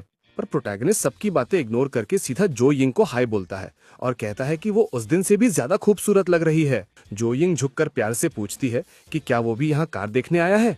वो बोलता है हाँ, एक कार लेने का प्लान है। तब उसका दोस्त तुरंत बोलता है, भाई होश में आ, तू तो स्कूल इलेक्ट्रिक स्कूटी पे आता था और अब कार की बातें कर रहा है। फिर वो बंदा अलग अलग कार्स के प्राइसेस गिनाने लगता है। प्रोटैगनिस्ट हंसते हुए बोलता है, वाह क्लास प्रेसिडेंट, सुपर कार्स का इतना ज्ञान, बस अफसोस खुद खरीदता नहीं। अरे भाई, प्रोटैगनिस्ट ने उसकी वहीं खड़ी बेइज्जती कर दी। जो यिंग भी बोलती है, हट जाओ थोड़ा, काम डिस्टर्ब हो रहा है। अचानक प्रोटैगनिस्ट अपना हाथ फेस पर रख के कहता है कि वो कार देखने आया है क्योंकि उसके फैमिली ने बोला है यूनिवर्सिटी एग्जाम में अच्छे मार्क्स आए तो गिफ्ट मिलेगा। जो यिंग थोड़ा ऑकवर्ड होकर बोलती है कि उसे कार्स का कुछ पता नहीं, किसी और से पूछ ले। लेकिन बंदा रुका ही नहीं, बोलता है कि उसे सब कुछ जो यिंग के साथ सीखने में अच्छा लगेगा। तब जांग बोलता है, भाई उसने कह दिया ना कुछ नहीं पता, या तू सिर्फ गॉडेस से बातें करने आया है। पर प्रोटैगनिस्ट उसे बोलता है, बीच में मत आ। वो बंदा भी वहीं खड़ा सबको इरिटेट कर रहा होता है। पर तब प्रोटैगनिस्ट पूछता है कि अगर वो कार खरीद ले तो क्या मॉडल भी साथ मिलती है। जो यिंग हंसी रोकर बोलती है कि बकवास मत करो, और उसका दोस्त भी बोलता है कि जैसे इसके पास पैसे होंगे ऐसी बात करने के लिए। तभी उसका मैनेजर आ जाता है और डांट देता है कि वो रोज 2000 कमाती है, ये यहाँ दोस्तों से बातें करने नहीं आई। बेचारी सीधा सुन लेती है। प्रोटैगनिस्ट बोलता है, वाह ज़्यूडोंग, तू लड़की से बात कर रहा था और उसकी नौकरी खतरे में डाल दी, कितना इर्रिस्पॉन्सिबल है तू। फिर प्रोटैगनिस्ट डीलर से बोलता है कि कार तो ठीक ठाक है, लेकिन मॉडल ने कार को सुंदर दिखा दिया। तो वो पूछता है कि क्या मॉडल भी साथ मिलती है। तुरंत शोरूम का बॉस अपनी घड़ी देखते हुए बोलता है कि हाँ, व्हीकल के साथ पेंट प्रोटेक्शन फिल्म जरूर आती है। कोई डबल मीनिंग चल रहा था, पर हमारा बॉय सीधा बोलता है, चलो कार्ड स्वाइप कर दो। तब स्कूल वाले दोस्त शॉक हो जाते हैं, बोलते हैं, क्या दिमाग खराब हो गया है, यहाँ 8 मिलियन की बात हो रही है और ये ड्रामा कर रहा है। और जो लड़का फुटबॉल टीम डिस्ट्रॉयर टाइप का था, वो ऑलरेडी एक्साइटेड होकर कांप रहा होता है। फिर ली श्वांग जैंगचेंग को बोलती है कि इतना एटीट्यूड मत दिखा, वो यहाँ अपनी बेइज्जती कराएगा और जो यिंग की जॉब भी चली जाएगी। पर प्रोटैगनिस्ट बोलता है कि वो कार उसी की वजह से खरीद रहा है, उसे ही फायदा मिलेगा। बॉस भी हाँ बोल देता है कि अगर लड़का सच में खरीद लेता है तो कमीशन जो यिंग को ही मिलेगी। वाह, उसका फ्रेंडशिप लेवल तुरंत 82 हो जाता है। चीजें तेज हो रही हैं और ज़्यूडोंग पूछता है कि क्या ये बंदा वाकई लेजेंडरी ट्रिक करेगा। उप्स, मेरी कार्ड फ्रीज हो गई, मैं किसी को फोन करके आता हूँ, और फिर भाग जाएगा। प्रोटैगनिस्ट बॉस को बोलता है कि कार्ड स्वाइप करो जल्दी, उसे बहुत जल्दी है, बस फिर ट्रांजैक्शन कंप्लीट हो जाती है। और बॉस उसकी तारीफ करते हुए बोलता है कि वो अभी पेपर वर्क प्रिपेयर करेगा और जो यिंग को बोलता है कि वो बॉय का ध्यान रखे। ज़्यूडोंग तो बिल्कुल कंफ्यूज हो जाता है कि ये बंदा अचानक 8 मिलियन कैसे उड़ा गया। ग्रीन हेड लड़का शॉक में है कि ये बंदा स्कूल में इतना लो प्रोफाइल था और दूसरी लड़की का फ्रेंडशिप 95 तक चला गया। अब तो लगता है बाथरूम जाके कपड़े बदलने पड़ेंगे इसको। वो कह रही है कि वो कार में बैठ सकती है, पर पर्पल हेड लड़का बोलता है कि ये 2 सीटर है, जगह ही नहीं है। लेकिन 95 वाली लड़की बोलती है कि जो यिंग को वापस काम पर जाना है और कार सेल करनी है। प्रोटैगनिस्ट भी हैरान है कि इस लड़की का फ्रेंडशिप लेवल इतना फास्ट क्यों बढ़ रहा है, कुछ तो ऑफ है। तभी वो थोड़ा छेड़ता हुआ बोलता है कि सिर्फ जो यिंग ही इस कार में अच्छी लगेगी। तब लड़की बोलती है कि उसने सुना है कि प्रोटैगनिस्ट का ब्रेकअप शाओ से हो गया और शायद जो यिंग ने उसे छीन लिया। इसका प्लान क्लियरली ये है कि दोनों के बीच ऑकवर्डनेस क्रिएट हो। जो यिंग भी इस बात में इंटरेस्ट लेती है। वो सोच रही थी कि प्रोटैगनिस्ट और शाओ अभी भी साथ है।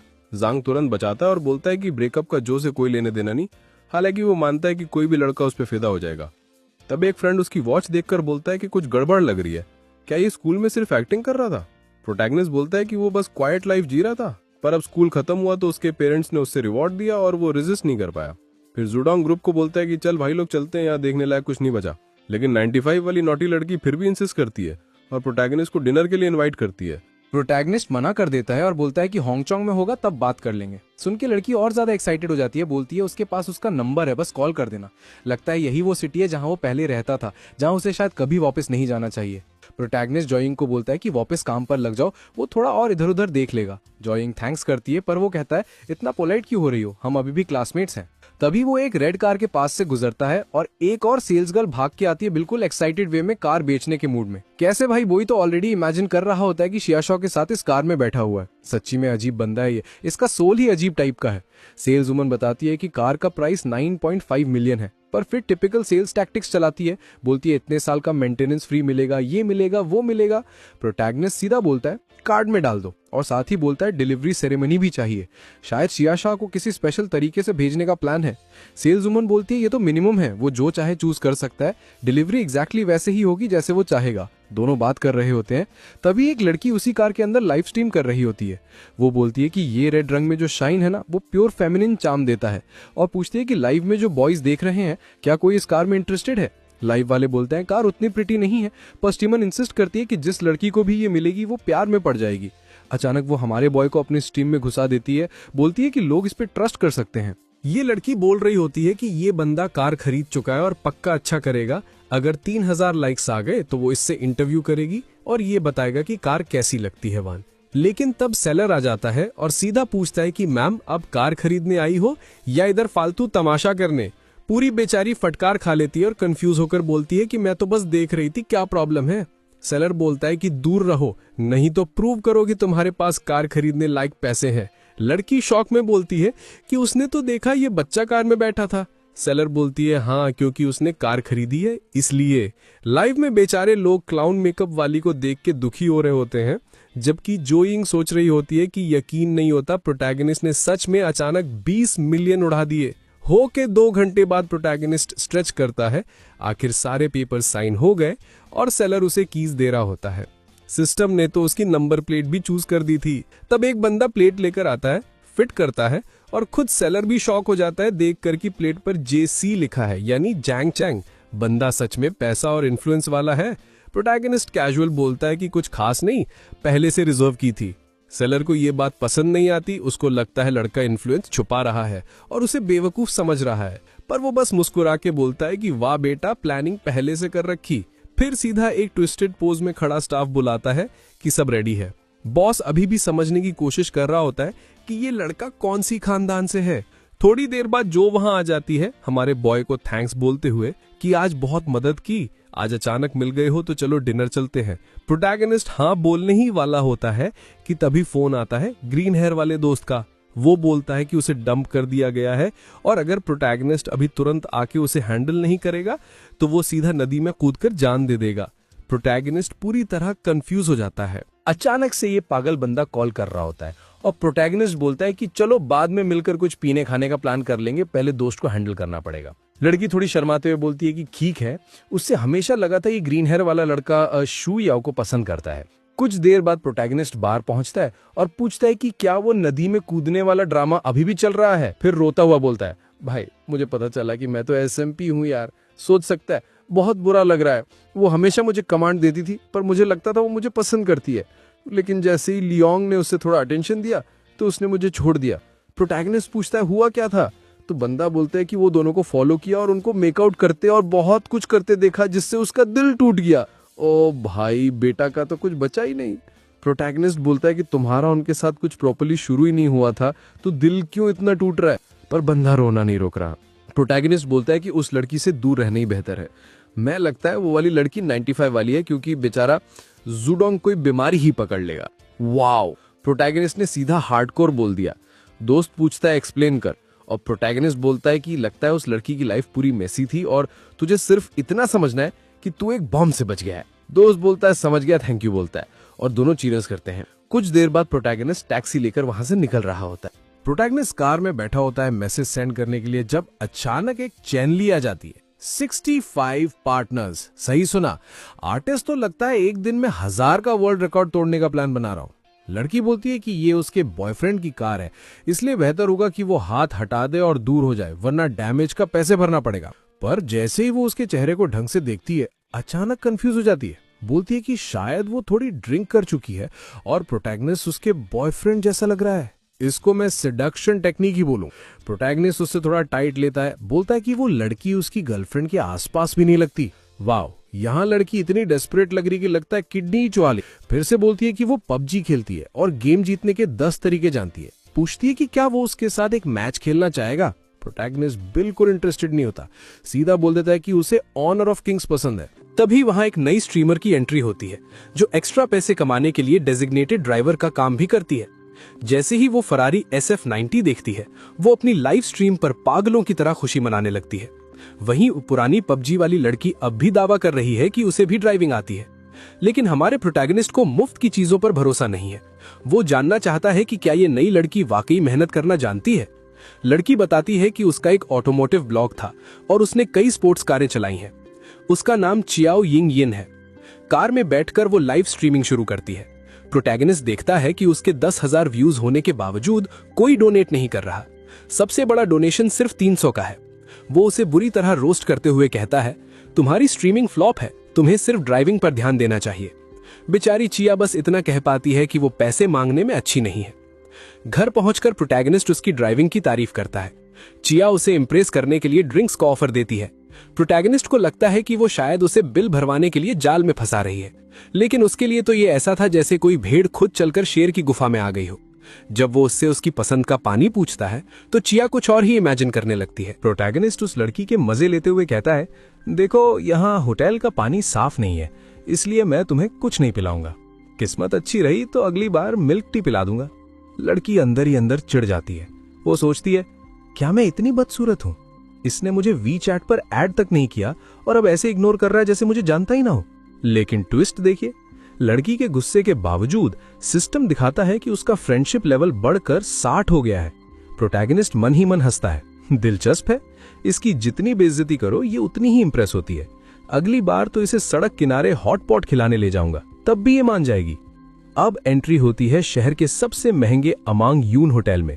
प्रोटैगनिस्ट अपनी सोशल लाइफ सेट करने के लिए मैनेजर वॉन्ग को ऑर्डर देता है, 5 लोगों के लिए सबसे महंगा खाना लगाओ। मुझे 2 चाइनीज बहाबा फिश और एल्बा व्हाइट ट्रफल्स चाहिए, बाकी तुम देख लो। मैनेजर की बोलती बंद हो जाती है। वो कहता है, सर एक मछली की कीमत 10 लाख युआन है, करीब 1 करोड़ 2 लाख रुपए है। क्या आप श्योर है? प्रोटैगनिस्ट बिना पलक झपकाए कहता है, बस अपना काम करो मैनेजर। जहां लोग पूरी जिंदगी में एक आलीशान कार नहीं खरीद पाते, वहां हमारे प्रोटैगनिस्ट के एक डिनर का बिल 30 लाख युआन यानी लगभग 3.5 करोड़ रुपए से भी ऊपर जा चुका है। अब देखना यह है कि इस शाही दावत के बाद कौन कौन प्रोटैगनिस्ट के सामने घुटने टेकता है। इतने महंगे खाने का बिल देखकर सबका दिमाग चकरा जाता है। लोग सोचने लगते हैं कि जितने का ये एक वक्त का खाना है, उतने में तो उनके शहर में कई 100 वर्ग मीटर का आलीशान अपार्टमेंट आ जाए। लेकिन प्रोटैगनिस्ट के लिए ये सब नॉर्मल है। वो सबको रिलैक्स रहने को कहता है और सब मिलकर उस शाही दावत का मजा लेते हैं। खाना खत्म होते ही उसके दोस्त उसे बंड पर ड्रिंक के लिए बुलाते हैं, पर प्रोटैगनिस्ट शालीनता से मना कर देता है। वो कहता है कि अभी उसने एक क्लासमेट के साथ ड्रिंक की है, तो अगली बार पक्का चलेंगे। दोस्त भी मान जाते हैं और अगले दिन के लिए एक बड़ा वीआईपी बूथ बुक करने का वादा करते हैं। असली खेल तब शुरू होता है जब बिल चुकाने की बारी आती है। मैनेजर वैंग खास डिस्काउंट के बाद बिल 29.8 लाख युआन बताता है। जैसे ही प्रोटैगनिस्ट पेमेंट करता है, सिस्टम एक्टिवेट हो जाता है।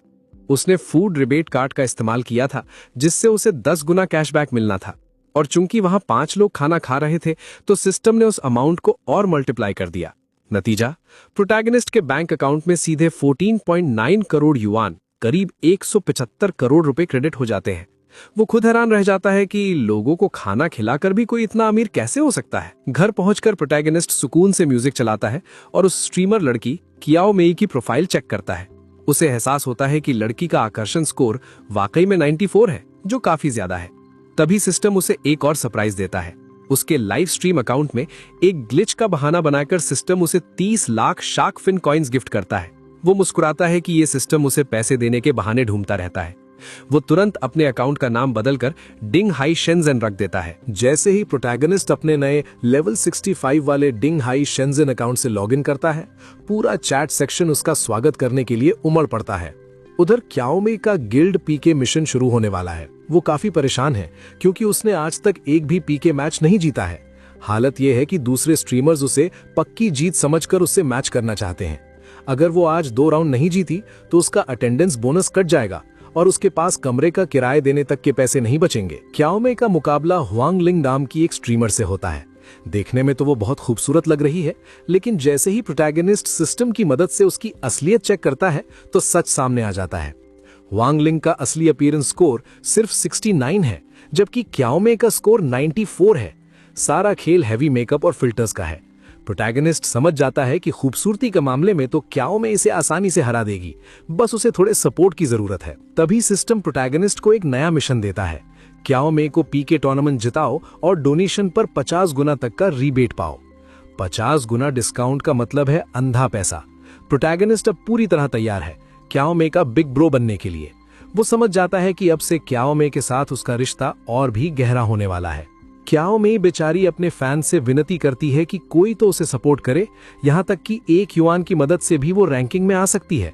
लेकिन उसकी चैट फ्री लोडर्स मुफ्तखोरों से भरी पड़ी है। कोई कहता है कि उसे हारते देखने में मजा आता है, तो कोई उसे ताने मार रहा है। लेकिन उन्हें क्या पता कि क्याओ मेई की किस्मत पलटने वाली है। अब जब प्रोटैगनिस्ट मैदान में उतर चुका है, तो वो इन मुफ्तखोरों और दूसरी स्ट्रीमर के घमंड को अपनी दौलत से चकनाचूर करने वाला है। तभी प्रोटैगनिस्ट यानी डिंग हाई शेनज़ेन अपना पहला कदम उठाता है। लेकिन सबको तब झटका लगता है जब वो दान में सिर्फ 5 कमजोर मुर्गियां भेजता है, जिसकी कीमत मात्र 1 युआन है। क्याओ मेई का दिल बैठ जाता है। वो सोचती है, क्या एक लेवल 65 का बड़ा भाई इतना कंजूस हो सकता है? क्या मुझ में ही कोई कमी है जो मुझे ऐसे लोग मिलते हैं? तभी चैट पे प्रोटैगनिस्ट एक अजीब शर्त रखता है। वो कहता है, स्ट्रीमर, मैंने सुना है तुम ड्राइविंग में माहिर हो। अगर मैं तुम्हें ये गिल्ड वॉर जिता दूं, तो क्या तुम मेरी ड्राइवर बनोगी? क्याओ मेई बिना सोचे समझे हाँ कर देती है और कहती है कि वो बहुत स्टेबल ड्राइवर है। प्रोटैगनिस्ट मुस्कुराते हुए मैसेज करता है, ठीक है, वादा रहा, कल रात देखते हैं तुम्हारी ड्राइविंग कितनी स्टेबल है। अभी लोग प्रोटैगनिस्ट का मजाक उड़ा ही रहे थे कि अचानक पूरी स्क्रीन पर धमाका होता है। एक के बाद एक दुनिया के 3 सबसे महंगे सुपर रॉकेट्स स्क्रीन पर चमकने लगते हैं। पूरी लाइव स्ट्रीम में हड़कंप मच जाता है। क्याओ मेई की आंखें फटी की फटी रह जाती हैं। वाह, 3 सुपर रॉकेट! वो खुशी के मारे झूम उठती है और पूछती है कि बड़े भाई को कौन सा परफॉर्मेंस देखना है। उधर दूसरी तरफ प्रतिद्वंदी स्ट्रीमर हुआंग लिंग और उसका बिग ब्रो दाजू जीत का जश्न मना रहे थे। उन्हें लगा था कि क्याओ मेई को हराना बच्चों का खेल है, लेकिन आखिरी के कुछ सेकंड्स में प्रोटैगनिस्ट के इन सुपर रॉकेट्स ने पूरे पीके का पासा पलट दिया। विपक्षी टीम दंग रह गई कि क्याओ मेई की टीम में इतना चालाक और दमदार खिलाड़ी प्रोटैगनिस्ट कहां से आ गया, जिसने हारते हुए मैच को एक झटके में जीत में बदल दिया। खुशी के मारे क्याओ मेई प्रोटैगनिस्ट के लिए गाना गाने की पेशकश करती है। हालांकि उसकी आवाज थोड़ी बेसुरी है, पर उसमें एक मासूमियत और प्यारापन है जो प्रोटैगनिस्ट को काफी दिलचस्प लगता है। लेकिन चैट में मौजूद लोग मजे लेने लगते हैं और चिल्लाते हैं, स्ट्रीमर, आपसे विनती है कि गाना बंद करें, आपके 5 सुरों में से 4 तो गायब है। प्रोटैगनिस्ट बस इतना ही कहता है, तुम जो चाहो कर सकती हो। दूसरे दौर की शुरुआत होती है। विपक्षी टीम का बड़ा आदमी दाझू पूरे जोश में है। वो अपनी स्ट्रीमर को बचाने के लिए पैसे पानी की तरह बहाना शुरू करता है। पब्लिक स्क्रीन पर दाझू की तारीफों के पुल बांधे जाने लगते हैं। लोग हैरान हैं कि एक छोटे से स्ट्रीमर के लाइव रूम में इतने सारे सुपर रॉकेट और हॉट लॉन्च कैसे हो रहे हैं। विपक्ष को लगता है कि 5 रॉकेट छोड़कर उन्होंने क्याओ मेई को डरा दिया है। वो क्याओ मेई के भोलेपन का मजाक उड़ाते हुए कहते हैं, अब तुम हमसे कैसे निपटोगी? अभी विपक्षी अपनी जीत का जश्न मना ही रहे थे कि प्रोटैगनिस्ट एक साथ 20 सुपर रॉकेट्स का हमला कर देता है। करीब 40,000 युआन की ये बारिश इतनी तेज होती है कि दूसरी तरफ की स्ट्रीमर का लाइव स्ट्रीम ही अटक जाता है। विपक्षी टीम सन्न रह जाती है। क्याओ मेई को यकीन नहीं होता कि वो जीत गई है। देखते ही देखते उसके लाइव रूम में दर्शकों की संख्या 10,000 पार कर जाती है। अब हर कोई डिंग हाई शेनज़ेन के नाम के नारे लगा रहा है। यहां तक कि विपक्षी स्ट्रीमर भी अब हार मानकर प्रोटैगनिस्ट के सामने घुटने टेक देती है और उसे अपनी आरामदायक ड्राइविंग का लालच देने लगती है। 20 सुपर रॉकेट्स की बारिश के बाद क्याओ मेई की खुशी का ठिकाना नहीं रहता। वो भावुक होकर प्रोटैगनिस्ट से पूछती है, भाई डिंग हाई शेनज़ेन, आपने मुझे इतना लोकप्रिय बना दिया, मैं आपका शुक्रिया कैसे करूं? आप जो कहेंगे मैं वही करूंगी। प्रोटैगनिस्ट गौर करता है कि लाइव स्ट्रीम के ब्यूटी फिल्टर्स असल में क्याओ मेई की असली खूबसूरती को निखारने के बजाय उसे और खराब दिखा रहे हैं। उसकी नेचुरल खूबसूरती इन फिल्टर्स के पीछे दबी हुई है। इसलिए प्रोटैगनिस्ट चैट में आदेश देता है, मैं चाहता हूं कि तुम अभी के अभी अपने सारे ब्यूटी फिल्टर्स बंद करो। चैट में हंगामा मच जाता है। लोग मजे लेने लगते हैं कि फिल्टर हटते ही असली चेहरा सामने आ जाएगा और बॉस डरकर भाग जाएगा। क्याओ मेई भी घबरा जाती है। वो सोचती है, आजकल बिना फिल्टर के लाइव आना सुसाइड करने जैसा है। लोग न जाने कैसी कैसी गालियां देंगे, लेकिन भाई ने मुझ पर इतना पैसा खर्च किया है, अगर उनकी बात नहीं मानी तो सब खत्म हो जाएगा। कांपते हाथों से क्याओ मेई जैसे ही फिल्टर बंद करती है, पूरा लाइव रूम सन्न रह जाता है। लेकिन यह सन्नाटा नफरत का नहीं बल्कि हैरानी का था। बिना फिल्टर के क्याओ मेई इतनी ज्यादा खूबसूरत लग रही थी कि किसी ने सपने में भी नहीं सोचा था। चैट में तारीफों की बाढ़ आ जाती है। लोग कमेंट करने लगते हैं, वाह, आज तक इतना खूबसूरत एंकर नहीं देखा। प्रशंसकों की तादाद अचानक बढ़ने लगती है और लोग उसे सलाह देने लगते हैं कि वो भविष्य में कभी फिल्टर का इस्तेमाल ना करे, क्योंकि उसकी कुदरती खूबसूरती ही उसकी सबसे बड़ी ताकत है। इस जीत और नई पहचान के बाद क्याओ मेई का आत्मविश्वास बढ़ जाता है। वो जानती है कि वो अपनी मंजिल के बहुत करीब है। वो प्रोटैगनिस्ट से फिर से विनती करती है, भाई डिंघाई शेनज़ेन, बस एक आखिरी राउंड, अगर मैं ये जीत गई तो अगले महीने का मेरा बोनस और प्रसारण सुरक्षित हो जाएगा, कृपया मेरा साथ मत छोड़ना। अब सबकी नजरें प्रोटैगनिस्ट पर है, क्योंकि आखिरी राउंड में दुश्मन और भी बड़ी तैयारी के साथ आने वाला है। दूसरे दौर में मुकाबला स्वीट शियाओटियान से होता है। वो आते ही प्रोटैगनिस्ट को मक्खन लगाना शुरू कर देती है। भाई डिंघाई शेनज़ेन, आपके रॉकेट्स ने तो मेरा दिल छू लिया, कभी मेरी स्ट्रीम पर भी बैठिए, मैं ऐसा नाच गाना दिखाऊंगी कि आप खुश हो जाएंगे। लेकिन प्रोटैगनिस्ट इन सब बातों में नहीं आता। विपक्षी टीम का बड़ा आदमी यीजी हुआ भी मैदान में उतरता है, पर वो काफी कंजूस निकलता है। प्रोटैगनिस्ट बिना देर किए 5 सुपर रॉकेट दाग देता है और शियाओटियन को धूल चटाकर कियाओ मेई को फाइनल में पहुंचा देता है।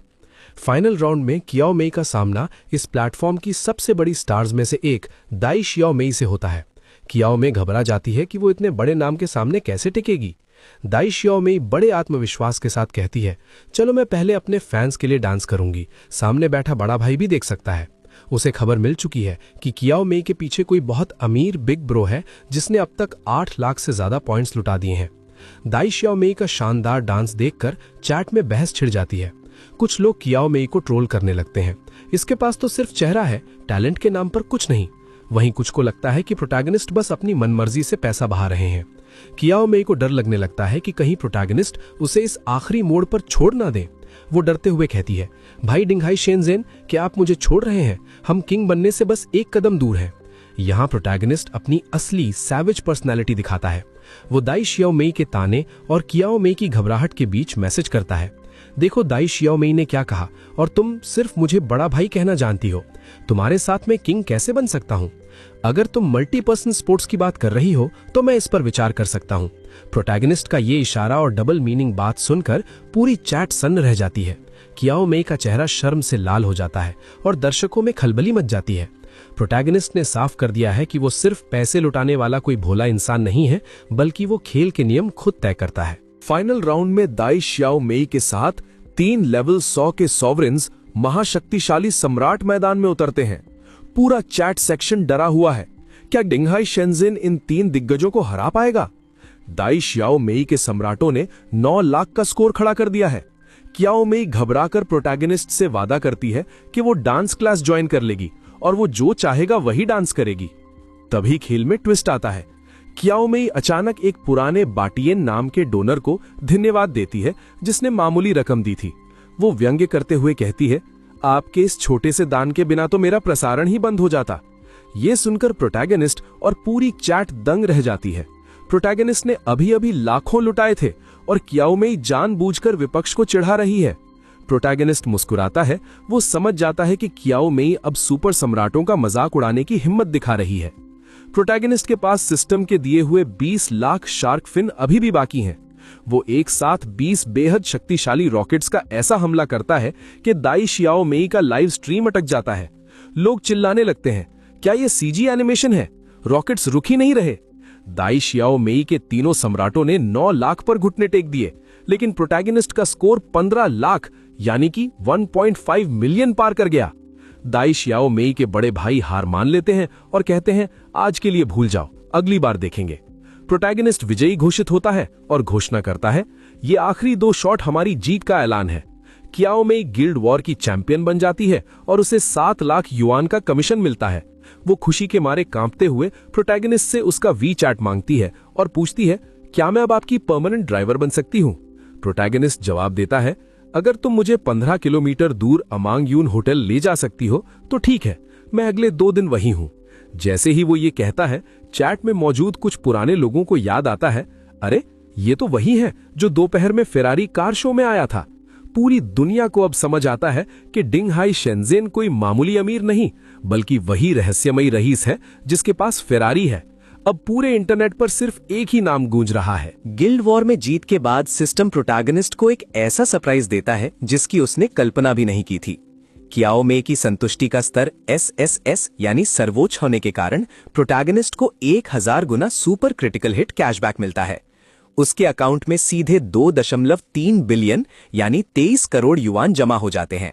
प्रोटैगनिस्ट खुद हैरान रह जाता है कि ऑनलाइन मजे करते हुए और पैसे उड़ाते हुए इतना सारा पैसा कमाना कितना आसान है। अगले दिन सुबह होते ही क्याओ मेई प्रोटैगनिस्ट को मैसेज करती है, क्या आपको आज ड्राइवर की जरूरत है? मैं 24 घंटे उपलब्ध हूं। सच तो यह है कि जब से उसे पता चला है कि डिंघाई शेंजन ही वो फेरारी वाला अमीर बंदा है, उसे पूरी रात नींद नहीं आई है। वो प्रोटैगनिस्ट के जवाब का बेसब्री से इंतजार करती है और जैसे ही वो हाँ कहती है, क्याओ मेई की खुशी का ठिकाना नहीं रहता। वो खुद को तैयार करती है ताकि रात को वो बिग ब्रदर की सेवा में कोई कमी ना छोड़े। रात के 8 बजते ही क्याओ मेई अपनी ड्यूटी पर पहुंच जाती है और प्रोटैगनिस्ट को लेकर शंघाई के सबसे बड़े और मशहूर बार टैक्स पहुंचती है। जैसे ही प्रोटैगनिस्ट कार से उतरता है, क्लब के बाहर खड़ी लड़कियों की नजरें उस पर जम जाती हैं। उसके ब्रांडेड कपड़े, महंगी घड़ी और कातिलाना लुक को देखकर सब दीवानी हो जाती हैं। लड़कियां आपस में फुसफुसाने लगती हैं, कितना हैंडसम है, ये पक्का किसी बड़े अमीर खानदान का वारिस है। प्रोटैगनिस्ट के क्लब में कदम रखते ही लड़कियों की भीड़ उसे घेर लेती है। कोई वी चैट मांग रही है तो कोई साथ में गेम खेलने का ऑफर दे रही है। एक लड़की तो बहाने से उसके ऊपर गिरने की कोशिश करती है ताकि उसका ध्यान खींच सके। क्याओ मेई को अब समझ आता है कि उसके बिग ब्रदर की डिमांड कितनी ज्यादा है। वो किसी तरह भीड़ को हटाती है और कहती है, सब पीछे हटो, भाई को पहले वीआईपी बूथ में जाने दो। क्लब के बाहर लड़कियों की भीड़ प्रोटैगनिस्ट को इस कदर घेर लेती है कि क्याओ मेई को जलन होने लगती है। वो और बर्दाश्त नहीं कर पाती और अचानक चिल्लाकर रास्ता बनाती है, सब पीछे हटो, इसका पहले से ही एक बॉयफ्रेंड है। ये सुनते ही लड़कियां मायूस हो जाती हैं। अरे यार, पहले क्यों नहीं बताया? चलो बहनों, अगला शिकार ढूंढते हैं। प्रोटैगनिस्ट हैरान होकर क्याओ मेई से पूछता है, क्या सच में मेरा कोई प्रेमी है? क्याओ मेई बहाना बनाती है, मैंने तो बस भीड़ से बचाने के लिए झूठ बोला, ज्यादा मत सोचो। जैसे ही प्रोटैगनिस्ट अंदर पहुंचता है, उसके दोस्त वांग जैंग और कोयला कारोबारी चेन हाओ उसका मजाक उड़ाते हैं। ओह, तो वो जियांग शाओ आप ही थे जिसे लड़कियों ने घेर रखा था। हमें लगा कोई इंटरनेशनल स्टार आया है। प्रोटैगनिस्ट मुस्कुराते हुए क्याओ मेई की तरफ इशारा करता है, ये मेरी ड्राइवर है, आज रात ये हमें घर छोड़ देगी तो हम जमकर पी सकते हैं। दोस्त हंसते हुए कहते हैं, क्या बात है, मार्शल आर्ट्स के उस्ताद, आपसे यही उम्मीद थी। प्रोटैगनिस्ट और उसके दोस्त वीआईपी बूथ में बैठते हैं। मैनेजर ली तुरंत हाजिर होता है। प्रोटैगनिस्ट माहौल को और गर्म करने के लिए ऑर्डर देता है, मैनेजर 2 सेट बिग ड्रैगन महंगी शराब के सेट लगाओ ताकि यहाँ और भी रौनक बढ़ जाए। क्याओ मेई ये सुनकर दंग रह जाती है क्योंकि उसने बिग ड्रैगन सिर्फ वीडियो में देखे थे, आज पहली बार अपनी आंखों के सामने देख रही थी। वांग जैंग अपने दोस्त चेन हाओ को बताता है, भाई ये 2 लाख के ड्रैगन तो कुछ भी नहीं है। क्या तुम्हें पता है, कल रात जियांग शाओ ने मुझे येलो क्रोकर मछली खिलाई थी। उस एक खाने का बिल 30 लाख युआन, करीब 3.5 करोड़ रुपए था। चेन हाओ के हाथ से शराब का ग्लास छूटने को होता है। क्या सिर्फ एक खाने पर 30 लाख? पूरी महफिल सन रह जाती है। अब सबको समझ आ गया है कि जियांग शाओ सिर्फ अमीर नहीं बल्कि अल्ट्रा रिच है। तभी वेटर चिल्लाता है, भाइयों शराब आ रही है, और पार्टी अपने चरम पर पहुंच जाती है। पार्टी अभी शुरू ही हुई थी कि शियाओ किंग नाम की एक बेहद हॉट लड़की प्रोटैगनिस्ट के पास आकर चिपक जाती है। प्रोटैगनिस्ट जब सिस्टम से उसकी प्रोफाइल चेक करता है तो हैरान रह जाता है। हालांकि उसका चेहरा मेकअप के बाद 90 के करीब है, लेकिन उसका फिगर स्कोर 98 है, जो कि बहुत दुर्लभ है। शियाओ किंग प्रोटैगनिस्ट को लुभाने की पूरी कोशिश करती है और उसे ड्रिंक्स ऑफर करती है। शियाओ किंग को प्रोटैगनिस्ट के इतने करीब देखकर क्याओ मेई के दिल में फिर से वही खट्टी और अवरुद्ध सी जलन होने लगती है। वो मन ही मन सोचती है, कल रात इस इंसान ने मुझ पर लाखों उड़ाए, मुझे गले लगाया और आज ही किसी दूसरी औरत के साथ मजे कर रहा है। क्या मैं इसके लिए कुछ भी नहीं हूं?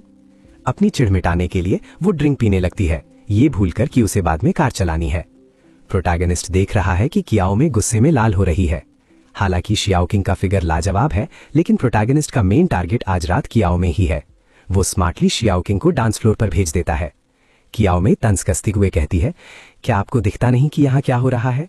प्रोटैगनिस्ट मुस्कुराते हुए धीरे से उसके कान में कहता है, इतने शोर और भीड़ में देखना मुश्किल है, क्यों ना आज रात तुम मेरे साथ वापस चलो ताकि मैं तुम्हें करीब से और अच्छे से देख सकूं। प्रोटैगनिस्ट की ये बात सुनकर क्याओ मेई के होश उड़ जाते हैं। वो खुद को संभालने की कोशिश करती है और अपनी स्ट्रीमर वाली इमेज याद करती है कि लड़कियों को संकोची होना चाहिए। वो बनावटी गुस्से में कहती है, आप किस बारे में बात कर रहे हैं? क्या मैं आपको कोई लापरवाह लड़की लगती हूँ? लेकिन प्रोटैगनिस्ट उसे आईना दिखाते हुए कहता है, मुझ पर 20 लाख खर्च करवाने के बाद अब तुम अच्छा बनने का नाटक कर रही हो। अगर तुम मेरे साथ आना ही नहीं चाहती थी तो आज रात यहाँ ड्राइवर बनकर क्यों आई?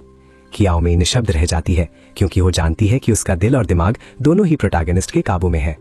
तभी शियाओ किंग वापस आकर अपनी डांस की तारीफ मांगती है, पर प्रोटैगनिस्ट का ध्यान अब पूरी तरह क्याओ मेई पर जम चुका है। क्लब का शोर और तेज संगीत के बीच प्रोटैगनिस्ट के आसपास लड़कियों का घेरा बढ़ने लगता है। एक लड़की चहकते हुए कहती है, युवा स्वामी जियांग, आप सच में पक्षपाती हैं। मैं आपके भाई से भी मिलना चाहती हूँ, क्या आप हमें मिलवाएंगे? प्रोटैगनिस्ट एक रहस्यमयी मुस्कान के साथ जवाब देता है, बिल्कुल, क्या मैं तुम दोनों को बाद में मिलवा दूं? उसकी बातों ने लड़कियों में एक अलग ही उत्साह भर दिया। वो दूसरी लड़की की ओर मुड़ता है जो अपनी मासूमियत का दिखावा कर रही थी। वो कहती है, मुझे बाहर जाना पसंद नहीं है जियांग, मुझे बस घर पर रहकर फिल्में देखना पसंद है। क्या आपको भी ये पसंद है? प्रोटैगनिस्ट मन ही मन हंसता है। वो जानता है कि जहां औरतें होती हैं वहां शब्दों का नहीं वर्चस्व का युद्ध होता है। वो जोर से हंसते हुए कहता है, हा, मुझे तो बहुत पसंद है, चलो हम तीनों मिलकर देखते हैं। जितने ज्यादा लोग होंगे उतना ही मजा आएगा। अगले 2 घंटों तक प्रोटैगनिस्ट ने एक गहरी चाल चली। वो उन दोनों लड़कियों के साथ शराब पीता रहा, ठहाके लगाता रहा, लेकिन उसने क्याओ यिनियन की तरफ एक बार देखा तक नहीं। उसे पूरी तरह नजरअंदाज करना ही उसकी योजना का हिस्सा था। तभी उसके दिमाग में सिस्टम की आवाज गूंजी, 90 अंक प्राप्त, लक्ष्य हासिल हुआ। प्रोटैगनिस्ट के चेहरे पर एक विजयी चमक आ गई। उसकी योजना सटीक बैठी थी। क्लब के बाहर प्रोटैगनिस्ट ने एक टैक्सी रोकी। उन लड़कियों को विदा करते हुए उसने ड्राइवर को कुछ एक्स्ट्रा पैसे दिए और कहा, ड्राइवर, मेरी इन दोनों छोटी बहनों को सुरक्षित घर पहुंचा देना। लड़कियां मुस्कुराती हुई चली गईं। उन्हें लगा कि उन्होंने प्रोटैगनिस्ट का दिल जीत लिया है, पर असली खेल तो अभी शुरू होना था। दृश्य बदलता है। प्रोटैगनिस्ट अपने कमरे में था, तभी उसकी नजर सामने खड़े क्याओ मेई पर पड़ता है। वो हक्का बक्का रह गया। अरे, तुम मेरे कमरे में क्या कर रही हो? तुम तो सिर्फ एक ड्राइवर की तरह आए थे। क्याओ मेई धीरे से उसकी ओर कदम बढ़ाती है। उसकी आवाज में एक अलग ही गहराई थी। बहुत रात हो गई है, टैक्सी लेना सुरक्षित नहीं है, क्या मैं आज रात यहीं रुक सकती हूं? प्रोटैगनिस्ट घबरा जाता है। वो मन ही मन सोचता है, मैं तैयार हूं, पर मुझे नहीं पता कैसे करूं। आप मुझे थोड़ा और वक्त क्यों नहीं देती? ये बहुत परेशान करने वाली है मुझे। क्याओ मेई उसके बिल्कुल करीब जाकर रुकती है और एक तीखा सवाल करती है, क्यों? क्या तुमने खुद नहीं कहा था कि तुम उस तरह के पुरुष नहीं हो जो इतनी जल्दी मान जाए? तो फिर अब ये घबराहट कैसी? प्रोटैगनिस्ट के पास कोई जवाब नहीं था। क्याओ मेई ने उसे उसके ही शब्दों के जाल में फंसा दिया था। कमरे में तनाव साफ महसूस किया जा सकता था। क्याओ मेई ने बड़ी बेरुखी से कहा, मैं वापस नहीं जा रही, तुम्हें खुद टैक्सी लेकर घर जाना चाहिए था, पर अब मैं यहीं हूं। प्रोटैगनिस्ट ने अपनी घबराहट छुपाते हुए जवाब दिया, ठीक है, अगर आप वापस नहीं जाना चाहते तो कोई बात नहीं, यहां बहुत सारे कमरे हैं, आप कोई भी एक चुन लीजिए। लेकिन क्याओ मेई के इरादे कुछ और ही थे। उसने सीधा और तीखा सवाल किया, तुम्हारा बिस्तर इतना बड़ा है, क्या हम साथ नहीं सो सकते? प्रोटैगनिस्ट ठिठक गई। लेकिन मुझे अजनबियों के साथ सोने की आदत नहीं है, उसने धीमी आवाज में कहा। क्याओ मेई उसे गौर से देख रही थी। वो मन ही मन सोच रही थी, योजना के मुताबिक वो बस एक कदम दूर था। क्या ये लड़का सच में अनजान है या बस नाटक कर रहा है? ये खुद पहल क्यों नहीं कर रहा? अचानक कमरे में सिसकियों की आवाज गूंजने लगी। क्याओ मेई की आंखों से आंसू छलक पड़े। प्रोटैगनिस्ट थोड़ा असहज हुआ। अरे, तुम रो क्यों रही हो? क्या तुम सचमुच मुझसे नफरत करते हो? उसने रोते हुए पूछा। तुम ऐसा क्यों कर रहे हो? पहले तो सब ठीक था, तुमने मुझे गले भी लगाया था, लेकिन अब तुम मेरे करीब भी नहीं आना चाहते। प्रोटैगनिस्ट समझ गया कि प्राइवेसी ना होने के अपने नुकसान हैं। वो शायद पुरुषों और महिलाओं के बीच के इन पेचीदा मामलों को अभी नहीं समझ पा रही थी। उसने अपना लहजा नर्म किया और उसे अपने करीब खींचते हुए बोला, कोई बात नहीं, इधर आओ, कम से कम अभी रोना बंद करो। आधे मिनट की खामोशी के बाद क्याओ मेई ने अपना सिर उसके सीने पर रख दिया। उसकी आवाज में अब सच्चाई थी। जियांग चेंग, मैं तुम्हें बहुत पसंद करती हूं। सच तो ये है कि जिस पल मुझे एहसास हुआ कि तुम मेरी ताकत हो, मेरा दिल तुम्हारा हो चुका था। उसने आगे कहा, ऐसी कौन सी लड़की होगी जो अपनी जिंदगी के सबसे मुश्किल दौर में किसी राजकुमार के आने का सपना नहीं देखती? और मेरे लिए वो राजकुमार तुम हो जियांग चेंग। प्रोटैगनिस्ट चुप रहा। उसने बस इतना कहा, ठीक है, मैं अब तुम्हें बाहर नहीं निकालूंगा, तुम आज रात यहीं सो सकती हो। अगले दिन सुबह के 9:30 बज रहे थे। ऑफिस के कैबिन में एक नई हलचल थी। सू वान हिचकिचाते हुए अंदर दाखिल हुई। प्रबंधक यू, क्षमा कीजिए, सू वान ने कहा। मैनेजर यू ने अपनी फाइलों से नजरें हटाईं और मुस्कुराते हुए बोला, सू वान, खड़ी क्यों हो? बैठ जाओ, बताओ तुम्हें मेरी क्या जरूरत आन पड़ी? सू वान ने गहरी सांस ली और वो सवाल पूछा जो उसके मन को परेशान कर रहा था। मैनेजर यू, क्या आप जियांग चेंग को जानते हैं? मैनेजर यू की आंखों में एक चमक आई। जी हां, बिल्कुल, हमारी मुलाकात एक बिजनेस ट्रिप के दौरान हुई थी। वो कोई साधारण व्यक्ति नहीं है। सू वान के चेहरे के भाव बदल गए। उसे एहसास होने लगा था कि प्रोटैगनिस्ट का जाल उसकी सोच से कहीं ज्यादा बड़ा और गहरा है। सू वान ने हैरानी से पूछा, मैनेजर यू, क्या जियांग चेंग सच में मुझे साइन करने वाले हैं? मैनेजर यू ने आत्मविश्वास के साथ सिर हिलाया। हाँ वान मान, मैं तैयारी कर रही हूं। जैसे ही यहां का काम निपटेगा, हम जियांग चेंग की नई कंपनी में शामिल होंगे। तुम वहां की पहली आर्टिस्ट होगी। सू वान को अपने कानों पर यकीन नहीं हो रहा था। पर मैनेजर यू, आपने यहां तक पहुंचने के लिए इतनी मेहनत की है, क्या एक नई कंपनी और जियांग चैंग पर इतना भरोसा करना ठीक है? मैनेजर यू की आंखों में जियांग चैंग के लिए अटूट विश्वास था। उसे बस जियांग मत समझना, वो भरोसे की मिसाल है, तुम्हें जल्द ही समझ आ जाएगा। अब से हम सब वहां बहनों की तरह रहेंगे, मुझे बस बहन यू कहना। तभी इंटरकॉम गूंजा। फ्रंट डेस्क से कॉल था। मैनेजर यू, नीचे आपके लिए एक बहुत बड़ा सरप्राइज आया है। मैनेजर यू को लगा कि शायद वही पुराने फूल या हार होंगे। उसने झुंझलाकर कहा, उन्हें कह दो मुझे कुछ नहीं चाहिए, सब वापस भेज दो। पर रिसेप्शनिस्ट की आवाज में उत्तेजना थी। मैम, ये कोई फूल नहीं, ये एक कार है और इसका भुगतान पहले ही हो चुका है। जैसे ही मैनेजर यू और सुवा नीचे पहुंचे, वहां का नजारा देख सबकी सांसें थम गई।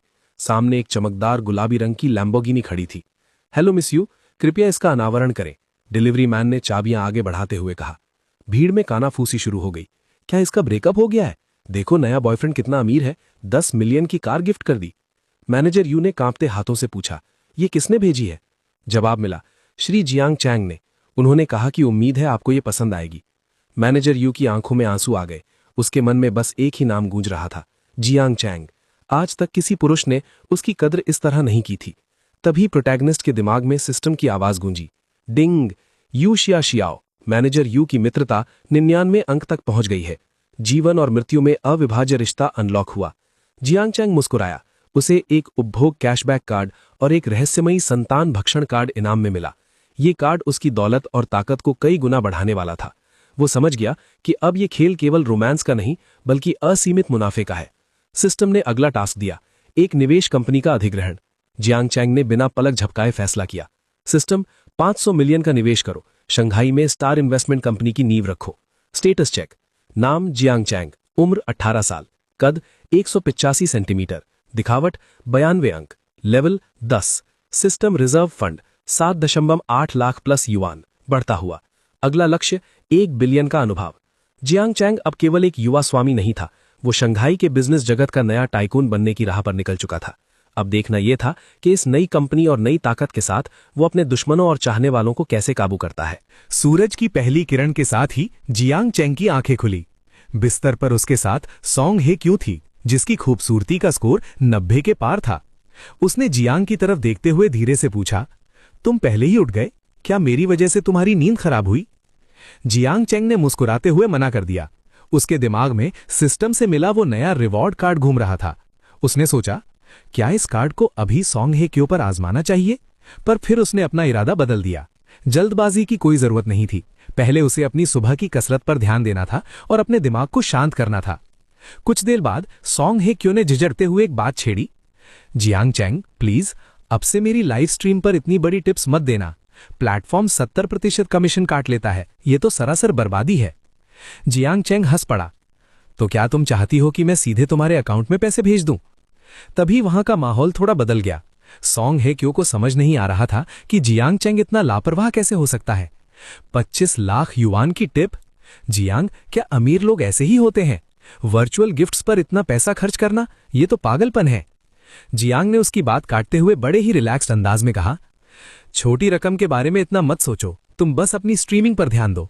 अगर कोई बड़ा स्ट्रीमर तुम्हें परेशान करे तो बस मुझे एक बार बता देना, बाकी मैं संभाल लूंगा। तभी जियांग चैंग ने होटल के मैनेजर वांग को बुलाया। मैनेजर वांग, मेरे कमरे का किराया कब देना है? मैनेजर वांग ने विनम्रता से जवाब दिया, कल सुबह तक श्री जियांग।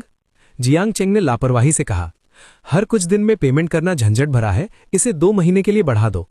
मैनेजर वांग और वहां मौजूद लोग हैरान रह गए। 2 महीने? श्री जियांग, यहां का किराया 80,000 प्रतिदिन है। 2 महीने का मतलब है 4.8 मिलियन युआन। अगर आपको यहां रोज नहीं रहना तो ये सरासर पैसों की बर्बादी है। जियांग को ताज्जुब हुआ कि एक होटल मैनेजर उसे पैसे बचाने की सलाह क्यों दे रही है। उसने तुरंत अपना सिस्टम एक्टिवेट किया और वांग युआन की प्रोफाइल स्कैन की। नाम वांग युआन, उम्र 24, लुक 90, बॉडी 94, मित्रता स्कोर 80, निकटता का स्तर, गोपनीयता 0, कोई छुपा हुआ राज नहीं। जियांग चैंग मन ही मन चौंक गया। ओह, दिखने में 90 अंक और प्राइवेसी के मामले में एकदम साफ, लेकिन इसकी मित्रता पहले से ही 80 पर कैसे है? क्या ये मुझ पर पहले से ही फिदा है? जियांग चैंग की गहरी निगाहें वांग युआन को बेचैन कर रही थीं। उसे लगा कि शायद उसने कुछ ज्यादा ही बोल दिया है। वो जानती थी कि जियांग चेंग के पास पहले से ही 2 खूबसूरत महिलाएं हैं, लेकिन जैसे जैसे वो जियांग के बारे में जान रही थी, उसका खिंचाव उसकी तरफ बढ़ता जा रहा था।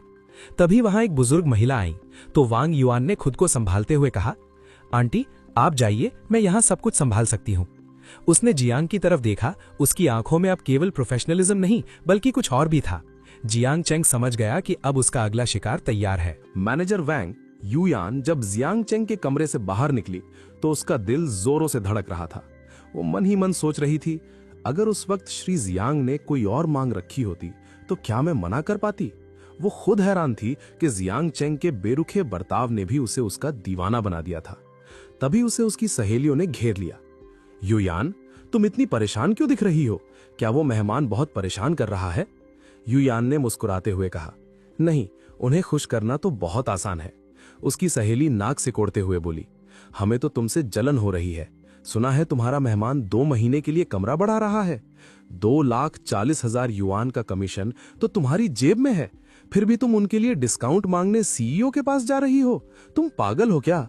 युयान ने धीरे से कहा, मुझे बस बुरा लग रहा था कि वो यहां रोज नहीं रहेंगे, फिर भी इतना पैसा दे रहे हैं। उसकी सहेली हंसते हुए बोली, ओ मेरी भोली बहन, वो अमीर है, सुंदर है और पैसा पानी की तरह बहाता है।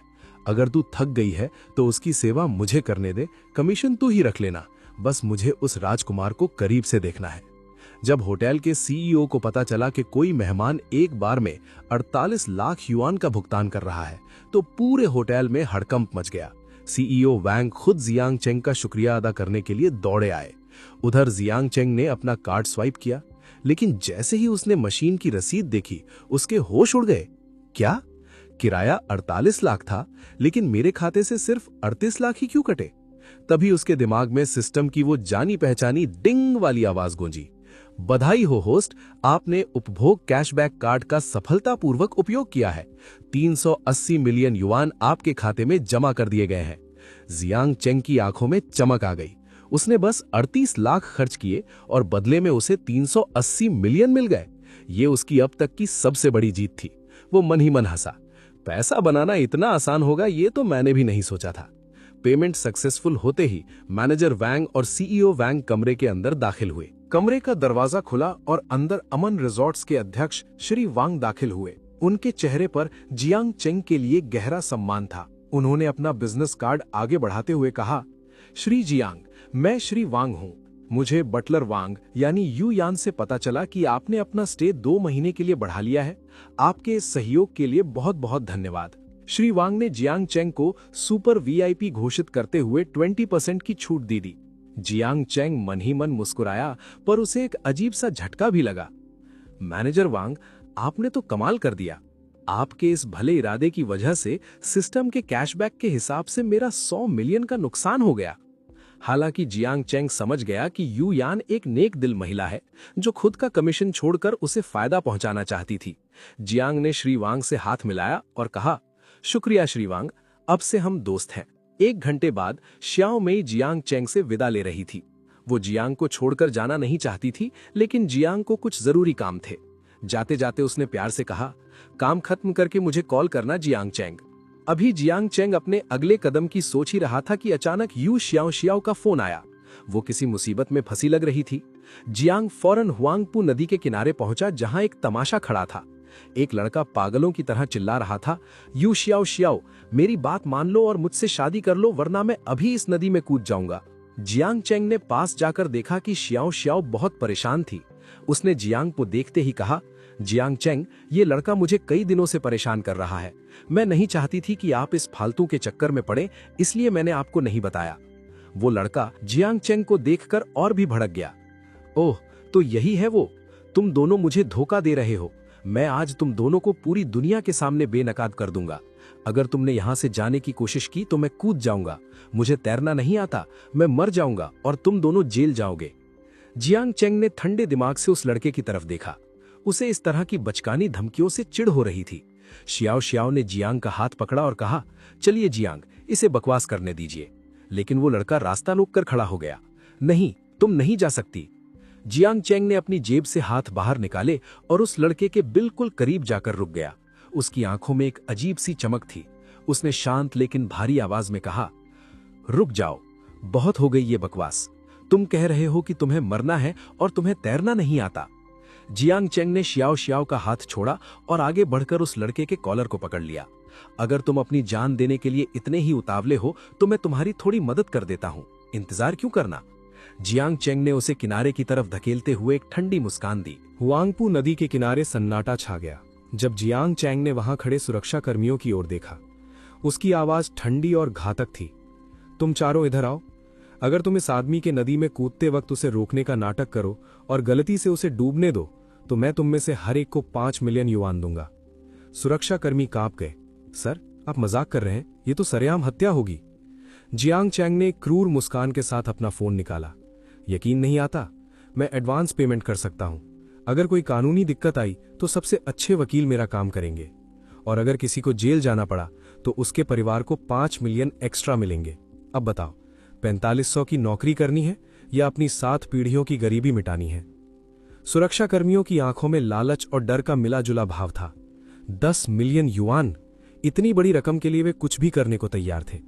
वो लड़का मंगेतर जो अब तक कूदने की धमकी दे रहा था, थर थर कांपने लगा। तुम पागल हो? दिन दहाड़े मर्डर की सुपारी दे रहे हो? पुलिस तुम्हें नहीं छोड़ेगी। जियांग चैंग उसकी ओर एक कदम बढ़ा और फुसफुसाया। डर लग रहा है? अभी तो मैंने तुम्हें हाथ भी नहीं लगाया है। तुम बस थोड़ी देर और चिल्ला सकते हो, क्योंकि जल्द ही तुम इस ठंडी नदी की गहराई में होगे। लड़का पीछे हटने लगा। जियांग चैंग ने अपना इरादा बदला और सुरक्षाकर्मियों से कहा, चलो उसे मारने की जरूरत नहीं है, बस 1 लाख युआन लो और इसकी इतनी धुनाई करो कि ये अपनी शक्ल भूल जाए। जैसे ही सुरक्षाकर्मियों के फोन में 1 लाख युआन क्रेडिट होने का मैसेज आया, उनका डर गायब हो गया। अगले ही पल वहां चीखें गूंजने लगी। 5 मिनट बाद वो लड़का जमीन पर पड़ा कराह रहा था। सुरक्षाकर्मी झुककर बोले, काम हो गया बॉस, भविष्य में ऐसे किसी भी काम के लिए हमें याद कीजिएगा। शियाओ शियाओ अभी भी सदमे में थी। जियांग चैंग ने उसे गले लगाया और शांत किया। चिंता मत करो, अब से मुझसे कुछ मत छुपाना, और उस झांग यू का मामला मैं उसे देख लूंगा। तभी जियांग के दिमाग में सिस्टम की आवाज गूंजी। डिंग। होस्ट की समस्याओं को देखते हुए सिस्टम आपको एक प्राइवेट सिक्योरिटी फर्म इनाम में देता है। यह पेशेवर एजेंट पूरी तरह गोपनीय और वफादार है। जियांग चैंग मन ही मन मुस्कुराया। अब उसके पास अपनी खुद की एक आर्मी थी। अब झांग यू जैसे छोटे गुंडों से निपटना बच्चों का खेल होगा। जियांग चैंग ने शियाओ शियाओ की तरफ देखा और उसका मूड ठीक करने के लिए कहा, चलो अब एक बेकार आदमी की वजह से अपना दिन खराब नहीं करते। तुमने कहा था ना कि ऑफिस की जगह देखनी है, चलो चलते हैं। जब वे ऑफिस की बिल्डिंग पहुंचे तो शियाओ शियाओ की आंखें चमक उठीं। वो जगह वाकई शानदार थी। जियांग चैंग ने चारों ओर देखते हुए कहा, थोड़े से बदलाव और ये जगह काम शुरू करने के लिए तैयार है। यहीं से हम अपना साम्राज्य शुरू करेंगे। श्याओ श्याओ बड़े प्यार से उसके पास आई। जियांग ने उसे करीब खींचते हुए कहा, श्याओ श्याओ, क्या तुम थोड़ी देर आकर यहां बैठोगी? श्याओ श्याओ ने शर्माते हुए जियांग की आंखों में देखा। क्या मैं आपकी गोद में बैठूं? जब तक आप खुश हैं मुझे कोई आपत्ति नहीं। जियांग की मुस्कान देख वह फुसफुसाई, अगर तुम मुझ पर हंसे तो मैं तुम्हें नजरअंदाज कर दूंगी। तभी घर के स्टाफ और मैनेजर वांग ने उसका स्वागत किया। घर में आपका स्वागत है श्री जियांग। क्या आप पहले खाना खाएंगे या स्नान करेंगे? हमने ऑनलाइन कुछ नए तरीके सीखे हैं। इस बार आपकी मालिश और सेवा पिछली बार से 100 गुना बेहतर होगी। जियांग चैंग ने मुस्कुराते हुए कहा, पहले खाना खा लेते हैं। उसने मन ही मन सोचा कि उसकी लाइफ अब वाकई किसी राजा से कम नहीं है। अगले दिन जियांग चैंग ऑटो शो पहुंचा, जहां शहर के बड़े रईस और उसके दोस्त वांग और चेन पहले से मौजूद थे। भाई वांग, आपका निमंत्रण इतना शानदार था कि मैं चाहकर भी मना नहीं कर सका, जियांग ने हाथ मिलाते हुए कहा। वांग ने उत्साह से पूछा, श्री जियांग, आज यहाँ भीड़ कम है, आप सबसे पहले कौन सी कार देखना चाहेंगे, फेरारी या लैम्बोर्गिनी? जैसे ही वो फेरारी के सेक्शन में पहुंचे, वहां का नजारा देख सबकी आंखें फटी की फटी रह गईं। वहां खड़ी कार मॉडल्स की खूबसूरती, लंबाई और कदकाठी वाकई स्टार लेवल की थी। हर कोई उन पर फिदा था। तभी जियांग चैंग की नजर एक खास मॉडल पर पड़ी। वो चौंक गया। ये तो झो यिंग है, लेकिन वो इतनी दुखी और परेशान क्यों दिख रही है? वहां एक बदतमीज फोटोग्राफर जबरदस्ती उसके बेहद करीब जाकर अजीब एंगल से तस्वीरें ले रहा था। झो यिंग ने अपना चेहरा छुपाते हुए विनती की, कृपया इस तरह की तस्वीरें ना ले, मुझे ये पसंद नहीं है। लेकिन वो आदमी चिल्लाने लगा, ओह, ये मॉडल इतना नखरे क्यों दिखा रही है? अगर तुम्हें तस्वीरें खिंचवाना पसंद नहीं है तो ऐसे कपड़े पहनकर यहाँ खड़ी क्यों हो? मैं जैसे चाहूं वैसे फोटो लूंगा। तुम्हारी हिम्मत कैसे हुई मुझे रोकने की? भीड़ जमा होने लगी थी, लेकिन कोई भी उस लड़की की मदद के लिए आगे नहीं आ रहा था। झो यिंग की आंखों में आंसू थे और वो पूरी तरह लाचार महसूस कर रही थी। जियांग चेंग का खून खौल उठा। उसने ठंडे दिमाग से अपने कोट के बटन खोले और सीधे उस फोटोग्राफर की तरफ बढ़ा। उसे याद आया कि सिस्टम ने उसे निजी सुरक्षा टीम दी है, लेकिन इस छोटे से कीड़े के लिए वो खुद ही काफी था। उसने झो यिंग के सामने आकर उस फोटोग्राफर का कैमरा हाथ से पकड़ लिया। जियांग की आवाज में एक ऐसी गूंज थी जिसने पूरे हॉल को शांत कर दिया। कैमरा नीचे करो, इससे पहले कि मैं इसे तुम्हारे सिर पर तोड़ दूं, अपनी हद में वापस आ जाओ। फोटोग्राफर जियांग चेंग के महंगे कपड़ों और उसके चेहरे के खौफ को देखकर हकबका गया। जियांग ने झो यिंग की तरफ देखा, जो अब उसकी तरफ उम्मीद भरी नजरों से देख रही थी। जैसे ही उस बदतमीज फोटोग्राफर ने हाथ उठाया, जियांग चैंग ने पलक झपकते ही उसे जमीन पर दे मारा। फोटोग्राफर का महंगा कैमरा टूटकर चकनाचूर हो गया। वो चिल्लाया, मेरी तस्वीरें, मेरी हफ्तों की मेहनत बर्बाद हो गई, कमीने तुझे दिखता नहीं? जियांग चैंग ने शांत भाव से अपना फोन जेब में रखा। मेरा पैर फिसल गया और तुम्हारा कैमरा टूट गया। मैं तुम्हें इसके पैसे दे दूंगा, लेकिन तुमने पहले हमला किया था। उसने हॉल के मैनेजर की तरफ देखा और भारी आवाज में कहा, मैनेजर हुआंग, पुलिस को बुलाइए और सीसीटीवी फुटेज सुरक्षित रखिए। आत्मरक्षा के कानून के तहत इसे अब पुलिस ही संभालेगी। मैनेजर हुआंग पसीने पसीने होते हुए दौड़ा आया। जी श्रीमान जियांग, मुझे बहुत खेद है कि आपको यहाँ परेशानी हुई। सुरक्षाकर्मियों, इसे बाहर ले जाओ और पुलिस के हवाले करो। भीड़ में खड़े जियांग के दोस्त वैंग और चेन तालियां बजाने लगे। शानदार मुक्का था जियांग, तुमने तो उसे दिन में तारे दिखा दिए। तभी झो यिंग, जिसकी आंखों में अभी भी डर था, आगे आई। जियांग चैंग, तुम ठीक तो हो ना? मुझे उम्मीद नहीं थी कि तुम यहाँ मिलोगे और मेरी मदद करोगे। शुक्रिया। जियांग ने मुस्कुराते हुए कहा, मुझे क्या होगा, जरूरी ये है कि तुम सुरक्षित हो। उसने अपने दोस्तों से उसका परिचय कराया। ये मेरी हाई स्कूल की क्लासमेट है, झू यिंग। दोस्तों ने मजाक में चुटकी ली, अरे तो ये पुरानी जान पहचान है। तभी जियांग शाओ इतने गुस्से में थे।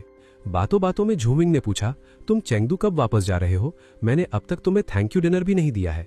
जियांग ने जवाब दिया, अभी कुछ तय नहीं है, लेकिन आज रात चेन हाओ की तरफ से डिनर है। क्या तुम काम खत्म करने के बाद हमारे साथ चलना चाहोगी? झू यिंग ने खुशी खुशी हामी भर दी। दोस्तों के साथ घूमते हुए जियांग की नजर एक 4 दरवाजों वाली लग्जरी सुपर कार पर पड़ी। इसका 3.0T इनलाइन 6 सिलेंडर इंजन और मस्कुलर लुक उसे काफी पसंद आया। उसने सेल्स मैनेजर को बुलाया और बिना समय बर्बाद किए कहा, सीधे मुद्दे पर आते हैं, इसकी कीमत क्या है? मैनेजर ने झुककर कहा, सर इस टॉप वेरिएंट की कीमत 22 लाख है। हम इसके साथ कई एक्सेसरीज और मुफ्त उपहार भी दे रहे हैं। जियांग चैंग ने उसे बीच में ही रोक दिया। उपहार मायने नहीं रखते, क्या तुम इसे चेंगदू डिलीवर कर सकते हो? मुझे ये अपने पिताजी के लिए चाहिए। मैनेजर की आंखें चमक उठी। बिल्कुल सर, हम देश भर में डिलीवरी देते हैं और रजिस्ट्रेशन में भी पूरी मदद करेंगे। जियांग चैंग ने लापरवाही से अपना कार्ड निकाला और स्वाइप कर दिया। ठीक है, पेमेंट लो। और जब कार चेंगदू पहुंचे तो एक शानदार हैंडओवर सेरेमनी तैयार करना। मैं अपने पिता को एक ऐसा सरप्राइज देना चाहता हूं जो उन्हें ताउम्र याद रहे। मैनेजर ने गर्व से कहा, निश्चिंत रहिए बॉस, आपके पिता को ऐसा अनुभव मिलेगा कि उन्हें खुद पर गर्व होगा। ऑटो शो के शोर शराबे के बीच जियांग चेंग ने जब अपने पिता के लिए सुपर कार खरीदी तो उसके दोस्त दंग रह गए। वांग झेंग ने चुटकी लेते हुए कहा, भाई जियांग, क्या ये कार सच में आपके पिता के लिए है? मैं तो अपनी पहली सुपर कार के लिए सालों रोया था और आप इसे साधारण कह रहे हैं। जियांग चेंग ने लापरवाही से कंधा उचकाया। उसके लिए ये केवल एक तोहफा था, लेकिन उसके दोस्तों के लिए ये एक हफ्ते में खरीदी गई चौथी फेरारी थी। उन्होंने मन ही मन मान लिया, जियांग चेंग की फिजूल खर्ची अब लीक से हटकर है। काम खत्म होने के बाद जियांग चेंग और जू यिंग साथ निकले। शाम की ढलती धूप में जू यिंग वाकई किसी अप्सरा जैसी लग रही थी। बातों बातों में उसने अपना दर्द साझा किया। मेरे परिवार के दिवालिया होने के बाद लोग पीठ पीछे बहुत कुछ कहते हैं, पर मुझे फर्क नहीं पड़ता। अब खुद कमाना ज्यादा सुकून देता है। जियांग चेंग ने उसकी सादगी की तारीफ की तो वो मुस्कुरा दी। जियांग ने मजाक में कहा, मुझे लगा था तुम कोई कूल और नखरे वाली स्कूल ब्यूटी होगी, पर तुम तो बहुत सरल निकली। रात का खाना एक फार्म हाउस पर तय हुआ। माहौल जमने ही वाला था कि अचानक वहां वांग कियांग नाम का एक शख्स दाखिल हुआ। उसे देखते ही चेन हाओ का चेहरा उतर गया। उसने फुसफुसाते हुए जियांग से कहा, धिक्कार है, इस वांग कियांग को यहाँ किसने बुलाया? इसकी भाई वांग से पुरानी दुश्मनी है। वांग कियांग, जो खुद को भाई वांग कहलाना पसंद करता था, बड़ी अकड़ में वहां बैठा। वो अपनी शेयर मार्केट की सफलताओं और 10 मिलियन के मुनाफे की डींगे हाँकने लगा। वो बातों बातों में चेन हाओ और वांग झेंग का अपमान करने की कोशिश कर रहा था। जब वांग कियांग ने सच्चे दोस्तों और संपर्कों पर लेक्चर देना शुरू किया तो चेन हाओ का सब्र टूट गया। उसने बीच में ही टोक दिया, भाई शियाओ कियांग, अगर तुम इतने ही सफल हो गए हो तो 2 साल पहले जो तुमने 20 लाख उधार लिए थे वो तो चुका दो, ब्याज छोड़ो, बस मूलधन ही दे दो। ये सुनते ही वांग कियांग का चेहरा लाल हो गया। उसने चिल्लाकर कहा, चेन हाओ, तुम्हारी हिम्मत कैसे हुई मुझसे ऐसे बात करने की? जियांग चेंग, जो अब तक खामोशी से अपना ड्रिंक पी रहा था और जू इंग के साथ बातचीत कर रहा था, ने शांति बनाए रखने के लिए बीच में दखल दिया। भाई चेन, छोड़िए, आज हम यहाँ मौज मस्ती के लिए आए हैं, पुरानी बातों को मूड खराब ना करने दें। वांग कियांग, जो पहले से ही चिढ़ा हुआ था, ने अपनी नफरत भरी निगाहें जियांग चेंग पर टिका दी। उसे लगा कि जियांग चेंग कोई साधारण सा लड़का है जो इन रईसों के साथ चिपक कर यहाँ आ गया है। उसने मेज पर हाथ पटकते हुए चिल्लाया, ये देहाती कहाँ से आया है? जियांग और चेन के बीच में तुझे बोलने का अधिकार किसने दिया? अपनी औकात देख और चुपचाप एक कोने में बैठा रह। पूरा फार्म हाउस सन्न रह गया। चेन हाओ और वांग झेंग की सांसें थम गईं। उन्हें पता था कि वांग कियांग ने मौत को दावत दे दी है। उन्होंने जियांग चेंग के उस चेहरे को देखा जो अब एकदम शांत था, और यही शांति सबसे ज्यादा डरावनी थी। बहस के दौरान वांग कियांग के हाथ से ड्रिंक छलक कर झो यंग के कपड़ों पर गिर गई। जियांग चेंग की आंखों में अब बर्दाश्त की सीमा खत्म हो चुकी थी। उसने शांत पर कड़क आवाज में कहा, तुमने मेरी सहपाठी के कपड़े गंदे किए हैं, माफी मांगो। वांग कियांग हंसा, माफी? इस देहाती से तुम मेरा क्या बिगाड़ लोगे? चटाक। अगले ही पल जियांग चेंग का एक जोरदार तमाचा वांग कियांग के चेहरे पर था। जियांग ने ठंडे लहजे में कहा, तुम्हारी मानसिक स्थिति ठीक नहीं लग रही, किसी न्यूरोलॉजिस्ट से मिलो। पैसे ना हो तो मैं दे दूंगा, पर अपनी गंदी जुबान बंद रखो। अपमानित होकर वांग कियांग चिल्लाते हुए वहां से निकल गया। तुम बस इंतजार करो, मैं तुम्हें बर्बाद कर दूंगा। इस घटना के बाद जियांग चेंग ने झो यंग को घर छोड़ने का फैसला किया। झो यंग ने जियांग की सुपर कार की कमान संभाली। उसकी ड्राइविंग स्किल देख जियांग चेंग दंग रह गया। वाह, तुम तो चेंगदू की मशहूर वारिस रही हो, सुपर कार चलाना तो तुम्हारे खून में है। झो यंग मुस्कुराई, मुझे रेसिंग पसंद है, पर परिवार की सख्ती की वजह से मौका नहीं मिला। जियांग ने वादा किया कि अगली बार वो उसे रेस ट्रैक पर ले जाएगा। घर पहुंचकर झो यंग अचानक शर्माते हुए अंदर दौड़ गई, जिससे जियांग के चेहरे पर एक मुस्कान आ गई। जियांग चेंग ने सोने से पहले अपनी प्राइवेट सिक्योरिटी टीम को बस एक छोटा सा काम सौंपा था, वांग परिवार की फूड इंडस्ट्री की असलियत सामने लाओ। अगले दिन सुबह होते ही पूरे शंघाई के सोशल मीडिया पर एक भूचाल आ गया। ट्रेंडिंग न्यूज, वांग्स फूड्स का काला सच, बदबूदार पैरों से कुचले गए अचार वाले पत्ता गोभी, एक्सपायर्ड नूडल्स, सड़े हुए कच्चे माल का इस्तेमाल, गंदा पानी, बांस के अंकुरों को गंदे नालों के पानी में भिगोने का खुलासा। वांग झेंग ने हड़बड़ाते हुए जियांग चेंग को फोन किया, भाई जियांग, क्या आपने न्यूज देखी? वांग कियांग का पूरा खानदान सड़क पर आ गया है। उनकी दोनों लिस्टेड कंपनियों के शेयर मिट्टी में मिल गए हैं। सरकार ने फैक्ट्रियां सील कर दी हैं और सारे सप्लायर्स ने हाथ खींच लिए हैं। उनका करोड़ों का नुकसान हो चुका है। चैन हाओ ने भी साथ दिया। मुझे यकीन नहीं हो रहा कि भाई जियांग इतने प्रभावशाली हैं। कल रात उन्होंने बस इतना कहा था कि देखते हैं वे कितने सक्षम हैं, और आज पूरा साम्राज्य ही खत्म कर दिया। जियांग चेंग ने शांति से कॉफी का घूंट भरा। उसे पता था कि ये तो बस शुरुआत है। जिसने उसकी दोस्त का अपमान किया और उसे देहाती कहा, उसे इसकी कीमत तो चुकानी ही थी। उधर वांग परिवार के आलीशान विला में मातम छाया था। वांग के पिता दहाड़ रहे थे। 30 साल की मेहनत से बनाई 70% मार्केट हिस्सेदारी रातों रात राख हो गई। कौन है वो जिसने हमें निशाना बनाया है? तभी उनका बेटा वांग कियांग सूझे हुए चेहरे के साथ अंदर आया। पिताजी, कल रात एक देहाती ने मुझे पीटा था, मैं उसे छोड़ने वाला नहीं हूं। बाप ने अपना सिर पकड़ लिया। मूर्ख, जिसे तू देहाती कह रहा है, उसने हमारे 500 मिलियन के साम्राज्य को 100 मिलियन पर लाकर खड़ा कर दिया है। अगर आज तूने उसे माफी नहीं मांगी तो मैं तेरी मां को तलाक दे दूंगा और तुम दोनों सड़क पर आ जाओगे। वांग कियांग की मां चिल्लाई, क्या? एक मामूली माफी के लिए तलाक? थोड़ा पैसा फेंककर मामला रफा दफा करो। बूढ़े वांग ने मेज पर हाथ पटका, पैसा? अब हमारे पास सिर्फ कर्ज बचेगा। जाओ और उस जियांग चेंग के पैरों में गिर जाओ, वरना तुम दोनों के पास भीख मांगने के अलावा कोई चारा नहीं होगा। उसी वक्त जियांग चेंग के पास उसकी प्राइवेट सिक्योरिटी टीम की रिपोर्ट आई। महोदय, वांग परिवार की सप्लाई चेन पूरी तरह ध्वस्त हो चुकी है। उन्हें 400 मिलियन का सीधा नुकसान हुआ है। वे अब पूरी तरह आपके रहमो करम पर है। जियांग चेंग ने मुस्कुराते हुए फोन रख दिया। उसे पता था कि अब वांग परिवार खुद घुटनों के बल चलकर उसके पास आएगा। सुबह की धूप खिड़की से अंदर आ रही थी। जियांग चेंग की आंखें खुली तो उसने खुद को साफ सुथरे पजामे में पाया। मैनेजर वांग युआन दलिया और हैंगओवर सूप लेकर खड़ी थी। जियांग ने अंगड़ाई लेते हुए पूछा, क्या तुमने मेरे कपड़े बदले? कल रात काफी ज्यादा हो गई थी। युआन ने शर्माते हुए नजरें झुकाई। जी श्रीमान जियांग, आप सोफे पर असहज थे, इसीलिए मुझे आपको बिस्तर तक ले जाना पड़ा और आपके कपड़े बदलने पड़े, पर मैंने और कुछ नहीं किया। जियांग ने मजाक में कहा, अफसोस, मुझे लगा मैंने तुम्हारे बारे में कोई हसीन सपना देखा था, पर वो सिर्फ सपना ही निकला। मैनेजर वांग का चेहरा लाल हो गया। उसने फुसफुसाते हुए कहा, श्री जियांग, अगर आप चाहें तो मैं अपनी नई मसाज टेक्निक आपको दिखा सकती हूँ, इससे आपकी थकान मिट जाएगी। जियांग चेंग बेड पर लेट गया। जैसे ही मैनेजर वांग ने मसाज शुरू की, जियांग की आंखें फटी की फटी रह गईं। उसने मन ही मन सोचा, अरे बाप रे, क्या ये सच में एक थॉन्ग है? मैनेजर वांग ने तो सेफ्टी शॉर्ट्स तक नहीं पहने। क्या उन्हें मुझ पर इतना भरोसा है या ये कोई इशारा है?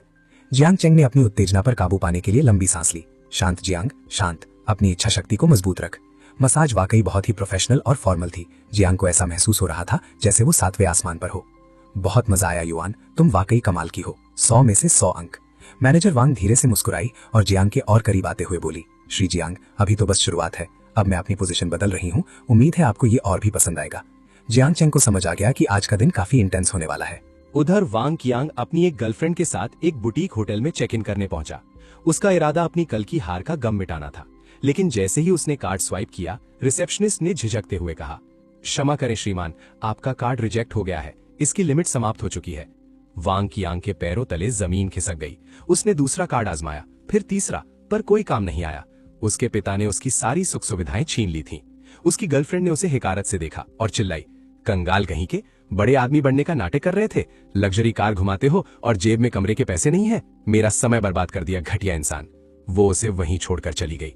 तभी उसके पिता का फोन आया, मूर्ख, अगर आज तुमने जियांग चेंग से माफी नहीं मांगी तो तुम सड़क पर भीख मांगोगे, तुम्हारा परिवार दिवालिया होने वाला है। हार मानकर वांग कियांग सीधा वांग झेंग और चेन हाओ के पास पहुंचा। उसकी हालत किसी भिखारी जैसी थी। उसने हाथ जोड़कर कहा, भाई वांग, भाई चेन, मुझसे गलती हो गई, मुझे जियांग चेंग से मिलवा दो, वरना मैं बर्बाद हो जाऊंगा। वांग झेंग ने हंसते हुए चेन हाओ की तरफ देखा, अरे शियाओ कियांग, क्या तुम वही हो जो कल उसे देहाती कह रहे थे, अब खुद मार खाने उसके घर पहुंचना चाहते हो? अंत में वांग झेंग ने जियांग चेंग को फोन लगाया। जियांग ने शांत भाव से कहा, कोई बात नहीं, उसे आज रात टैक्स आने दो, वहीं फैसला होगा। शाम के 7:30 बजे जियांग चेंग अपनी सुपर कार में झोयेंग को लेकर टैक्स क्लब पहुंचा। जैसे ही वे अंदर दाखिल हुए, पूरा क्लब उनके सम्मान में झुक गया। क्लब के मैनेजर और जियांग के दोस्तों ने एक सुर में कहा, नमस्कार भाई जियांग, नमस्कार भाभी जियांग। झोयेंग का चेहरा शर्म से लाल हो गया। वो मन ही मन सोच रही थी, सब मुझे जियांग चेंग की गर्लफ्रेंड समझ रहे हैं, पर मुझे इसे समझाने की जरूरत नहीं है, क्योंकि ये एहसास बुरा नहीं है। मैनेजर दौड़ता हुआ आया, युवा स्वामी जियांग, आज का क्या प्रोग्राम है? जियांग चेंग ने सोफे पर पसरते हुए आदेश दिया, 3 विशालकाय ड्रैगन, एस ऑफ स्पेड्स, महंगी शराब की बोतलें, फल और हाँ, कुछ डिब्बे वांगजी दूध के भी लाना। झोयेंग को शायद यही पसंद आए। मैनेजर ने उत्साहित होकर पूछा, सर, क्या माहौल बनाने के लिए लड़कियों की एटमॉस्फेयर टीम को बुलाऊं? चेन हाओ ने तुरंत मैनेजर को डांटा, मूर्ख, क्या तुझे दिखता नहीं कि भाई जियांग अपनी पत्नी झोयेंग के साथ आए हैं? क्या तू अपनी मौत को दावत दे रहा है? मैनेजर पसीने पसीने हो गया और झोयेंग के सामने झुककर माफी मांगने लगा, भाभी जी, मुझे माफ कर दीजिए, मेरी जबान फिसल गई थी, मैं अभी आपका ऑर्डर लेकर आता हूँ। क्लब के सबसे महंगे वीआईपी सेक्शन में जियांग चेंग राजा की तरह बैठा था। सराउंड साउंड और लाइट्स के बीच सबकी निगाहें सिर्फ उसी पर थीं। वहीं दूसरी ओर क्लब के दरवाजे पर वांग कियांग खड़ा था, जो अंदर आने की हिम्मत नहीं जुटा पा रहा था। उसे पता था कि आज रात या तो उसका भविष्य बनेगा या वो हमेशा के लिए खत्म हो जाएगा। जियांग चेंग ने वांगजी दूध का एक घूंट लिया और झोयिंग की तरफ देखकर मुस्कुराया। टैक्स क्लब के वीआईपी सेक्शन में सन्नाटा छा गया जब वांग कियांग कांपते हुए जियांग चेंग के सामने आया। युवा स्वामी जियांग, कल मुझसे बड़ी गलती हो गई, मैं नशे में था, प्लीज मुझे और मेरे परिवार को बख्श दीजिए। जियांग चेंग ने शांत भाव से झोयिंग की तरफ इशारा किया। वांग कियांग तुरंत उसके पैरों में गिर गया। भाभी जी, मुझे माफ कर दीजिए। झोयिंग ये देखकर दंग थी कि जियांग चेंग ने केवल उसके स्वाभिमान के लिए इतने बड़े खानदान को घुटनों पर ला दिया था। उसके मन में जियांग के लिए सम्मान और बढ़ गया। जियांग चेंग ने ठंडी मुस्कान के साथ कहा, कियांग, मैंने सुना है तुम्हें बोतलें तोड़ने का बड़ा शौक है। ये एस ऑफ स्पेड्स की 3 महंगी बोतलें खत्म करो और फिर एक एक करके इन्हें अपने ही सिर पर तोड़ो। अगर शो अच्छा रहा तो शायद मैं तुम्हारा कार्ड अनलॉक करवा दूं। वांग कियांग के पास कोई रास्ता नहीं था। उसने शराब गटक ली और फिर कड़क, एक के बाद एक 3 बोतलें उसने अपने सिर पर फोड़ लीं। खून से लथपथ वांग कियांग फर्श पर गिरकर बेहोश हो गया। क्लब में मौजूद लड़कियां कांप उठीं। जियांग चेंग दिखने में जितना हैंडसम था, अंदर से उतना ही बहरम। जियांग चेंग ने लापरवाही से वांगजी दूध का डिब्बा उठाया। एम्बुलेंस बुलाओ, इसे मरने मत देना, और हाँ, ये गंदगी साफ कर देना। दोस्तों के बीच उसका खौफ अब पक्का हो चुका था। रईसों के बीच कानाफूसी होने लगी कि जियांग चेंग की असली ताकत किसी की कल्पना से भी परे है। देर रात जियांग चेंग ने झोयिंग को घर छोड़ा। झोयिंग ने धीरे से कहा, शुक्रिया जियांग, पर अगली बार हम अकेले मिलेंगे। मुझे इन अनजान लोगों के बीच डर लगता है। जियांग ने उसकी आंखों में देखा और वादा किया, अगली बार कोई तुम्हें परेशान नहीं करेगा। घर लौटते समय जियांग चेंग का चेहरा सख्त हो गया। उसने अपनी प्राइवेट सिक्योरिटी टीम को कॉल लगाया। वांग परिवार पर हमले रोक दो, उन्हें सबक मिल चुका है। अब बताओ वो कीड़ा झांग यू क्या कर रहा है? रिपोर्ट मिली, बॉस, झांग यू आपके खिलाफ जानकारी जुटा रहा है और मुकदमा करने की तैयारी में है। साथ ही वो अभी भी यू शियाओ को हर रोज परेशान कर रहा है। जियांग चेंग की आंखों में कत्ल का इरादा चमक उठा। ये निकम्मा नहीं सुधरेगा। आज रात जाल बिछाओ, कल सुबह तक वो इस देश में नहीं दिखना चाहिए। उसे हमेशा के लिए रास्ते से हटा दो। जैसे ही जियांग चेंग अपने अपार्टमेंट में दाखिल हुआ, मैनेजर वांग योयान ने झुककर स्वागत किया। श्री जियांग, आपका स्वागत है। जियांग चेंग थका हुआ था। उसने मुस्कुराकर योयान की तरफ देखा। मैनेजर वांग, हम सिर्फ आधे दिन के लिए अलग हुए थे, इतनी औपचारिकता क्यों? क्या तुमने मेरे लिए कुछ खास तैयारी की है? मैनेजर वांग की मुस्कान में एक अलग ही रहस्य था। बेशक श्री जियांग, आपकी थकान मिटाने के लिए मैंने कुछ नया सोचा है। झांग यू, जो खुद को बहुत बड़ा खिलाड़ी समझ रहा था, थाईलैंड के एक नेचर बार में ली मिन हैंग नाम के एक हैंडसम लड़के के जाल में फंस गया।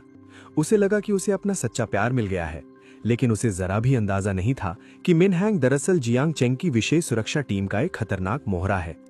1.5 घंटे की झूठी बातों और इमोशनल ड्रामा के बाद मिन हैंग ने जियांग यू को थाईलैंड की फ्लाइट पकड़ने के लिए उकसाया। झांग यू अपनी बर्बादी की ओर खुद खिंचा चला गया। अगले दिन दोपहर में जियांग चेंग बैंकॉक पहुंचा। वहां उसकी सुरक्षा टीम के कप्तान वांग शेंग ने उसका स्वागत किया। जियांग ने तुरंत अपना सिस्टम अपडेट देखा। सिस्टम अपग्रेड, अब ये केवल महिलाओं तक सीमित नहीं है। वांग शेंग, कैप्टन, 120, पूर्ण निष्ठा, जीवन मरण का बंधन। जियांग चेंग ने ठंडी आवाज में पूछा, झांग यू कहाँ है? वांग शेंग ने झुककर जवाब दिया, बॉस, हमने उसे होटल में सुरक्षित कर लिया है, वो पूरी तरह हमारे चंगुल में है। जब जियांग चेंग होटल पहुंचा तो झांग यू बुरी तरह डरा हुआ था। उसे लगा था कि वो यहाँ मजे करने आया है, पर सामने साक्षात यमराज खड़ा था।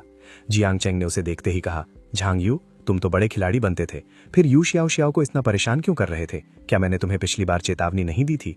झांग यू कांपते हुए गिड़गिड़ाने लगा, जियांग चेंग, तुम यहाँ, प्लीज मुझे छोड़ दो। मैं वादा करता हूँ शियाओ शियाओ का नाम भी नहीं लूंगा। हत्या करना कानून के खिलाफ है। जियांग चेंग हंसा। उसकी हंसी में बर्फ जैसी ठंडक थी। हत्या नहीं झांग यू, थाईलैंड में तो एक्सीडेंट और ओवरडोज आम बात है, पर मैं तुम्हें मारूंगा नहीं। वांगशेंग, इसका पासपोर्ट, फोन, पैसा और पहचान पत्र सब कुछ छीन लो। इसे बिना कपड़ों के सड़क पर फेंक दो। जियांग ने झांग यू की आंखों में देखकर कहा, अगर तुम इस देश से जिंदा वापस जा सके तो मैं इसे ईश्वर की इच्छा मानूंगा। अब दफा हो जाओ। झांग यू को बिना किसी पहचान के थाईलैंड के अनजान रास्तों पर लावारिस छोड़ दिया गया। ये मौत से भी बदतर सजा थी।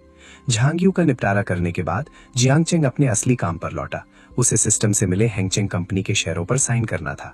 जैसे ही जियांग चेंग हेंगचेंग के हेडक्वार्टर पहुंचा, वहां के प्रमुख शेयरधारक मारियो ने उसका भव्य स्वागत किया। मारियो ने हाथ मिलाते हुए कहा, नमस्कार भाई जियांग चेंग, आखिरकार आपसे मिलने का मौका मिल ही गया। हमें उम्मीद नहीं थी कि हमारा नया बॉस इतना युवा और प्रभावशाली होगा। जियांग चेंग ने कॉन्फिडेंस के साथ ऑफिस की कुर्सी संभाली। उसके चेहरे पर एक विजेता की चमक थी। मारियो, औपचारिकताएं छोड़ो, मुझे कंपनी की रिपोर्ट्स दिखाओ। मैं यहाँ सिर्फ घूमने नहीं, अपना साम्राज्य फैलाने आया हूँ। हेंगचेंग कंपनी के आलीशान दफ्तर में जियांग चेंग ने 20% शेयरों के दस्तावेज पर हस्ताक्षर किए। मारियो, जो अब जियांग के लिए सिर्फ एक पार्टनर नहीं बल्कि जीवन मरण का दोस्त, फ्रेंडशिप 110 बन चुका था, ने उत्साह से कहा, भाई, अब तुम हमारे परिवार का हिस्सा हो। चलो, मैं तुम्हें यहाँ की असली नाइट लाइफ और संस्कृति का अनुभव कराता हूँ। जियांग चेंग ने मन ही मन सोचा, यहाँ की संस्कृति? मैं अभी एक मासूम बच्चा हूँ, मुझे इन सब चक्करों से दूर ही रहना चाहिए। उसने मुस्कुराते हुए कहा, शुक्रिया भाई, पर मुझे कुछ जरूरी काम है। संस्कृति का अनुभव फिर कभी। रात को जियांग चेंग बैंकॉक के नाइट मार्केट में घूम रहा था। तभी उसकी नजर एक छोटी बच्ची एनी पर पड़ी, जो भीड़ में खो गई थी। जियांग और उसके सुरक्षा कप्तान वांग शेंग ने बच्ची को बदमाशों से बचाया। कुछ ही देर में बच्ची की मां आन शिन वहां पहुंची। जियांग ने जैसे ही उसे देखा, सिस्टम ने अपना काम शुरू कर दिया। नाम आनशिन, उम्र 26, खूबसूरती 93, फिगर 94, गोपनीयता 0, मित्रता 70।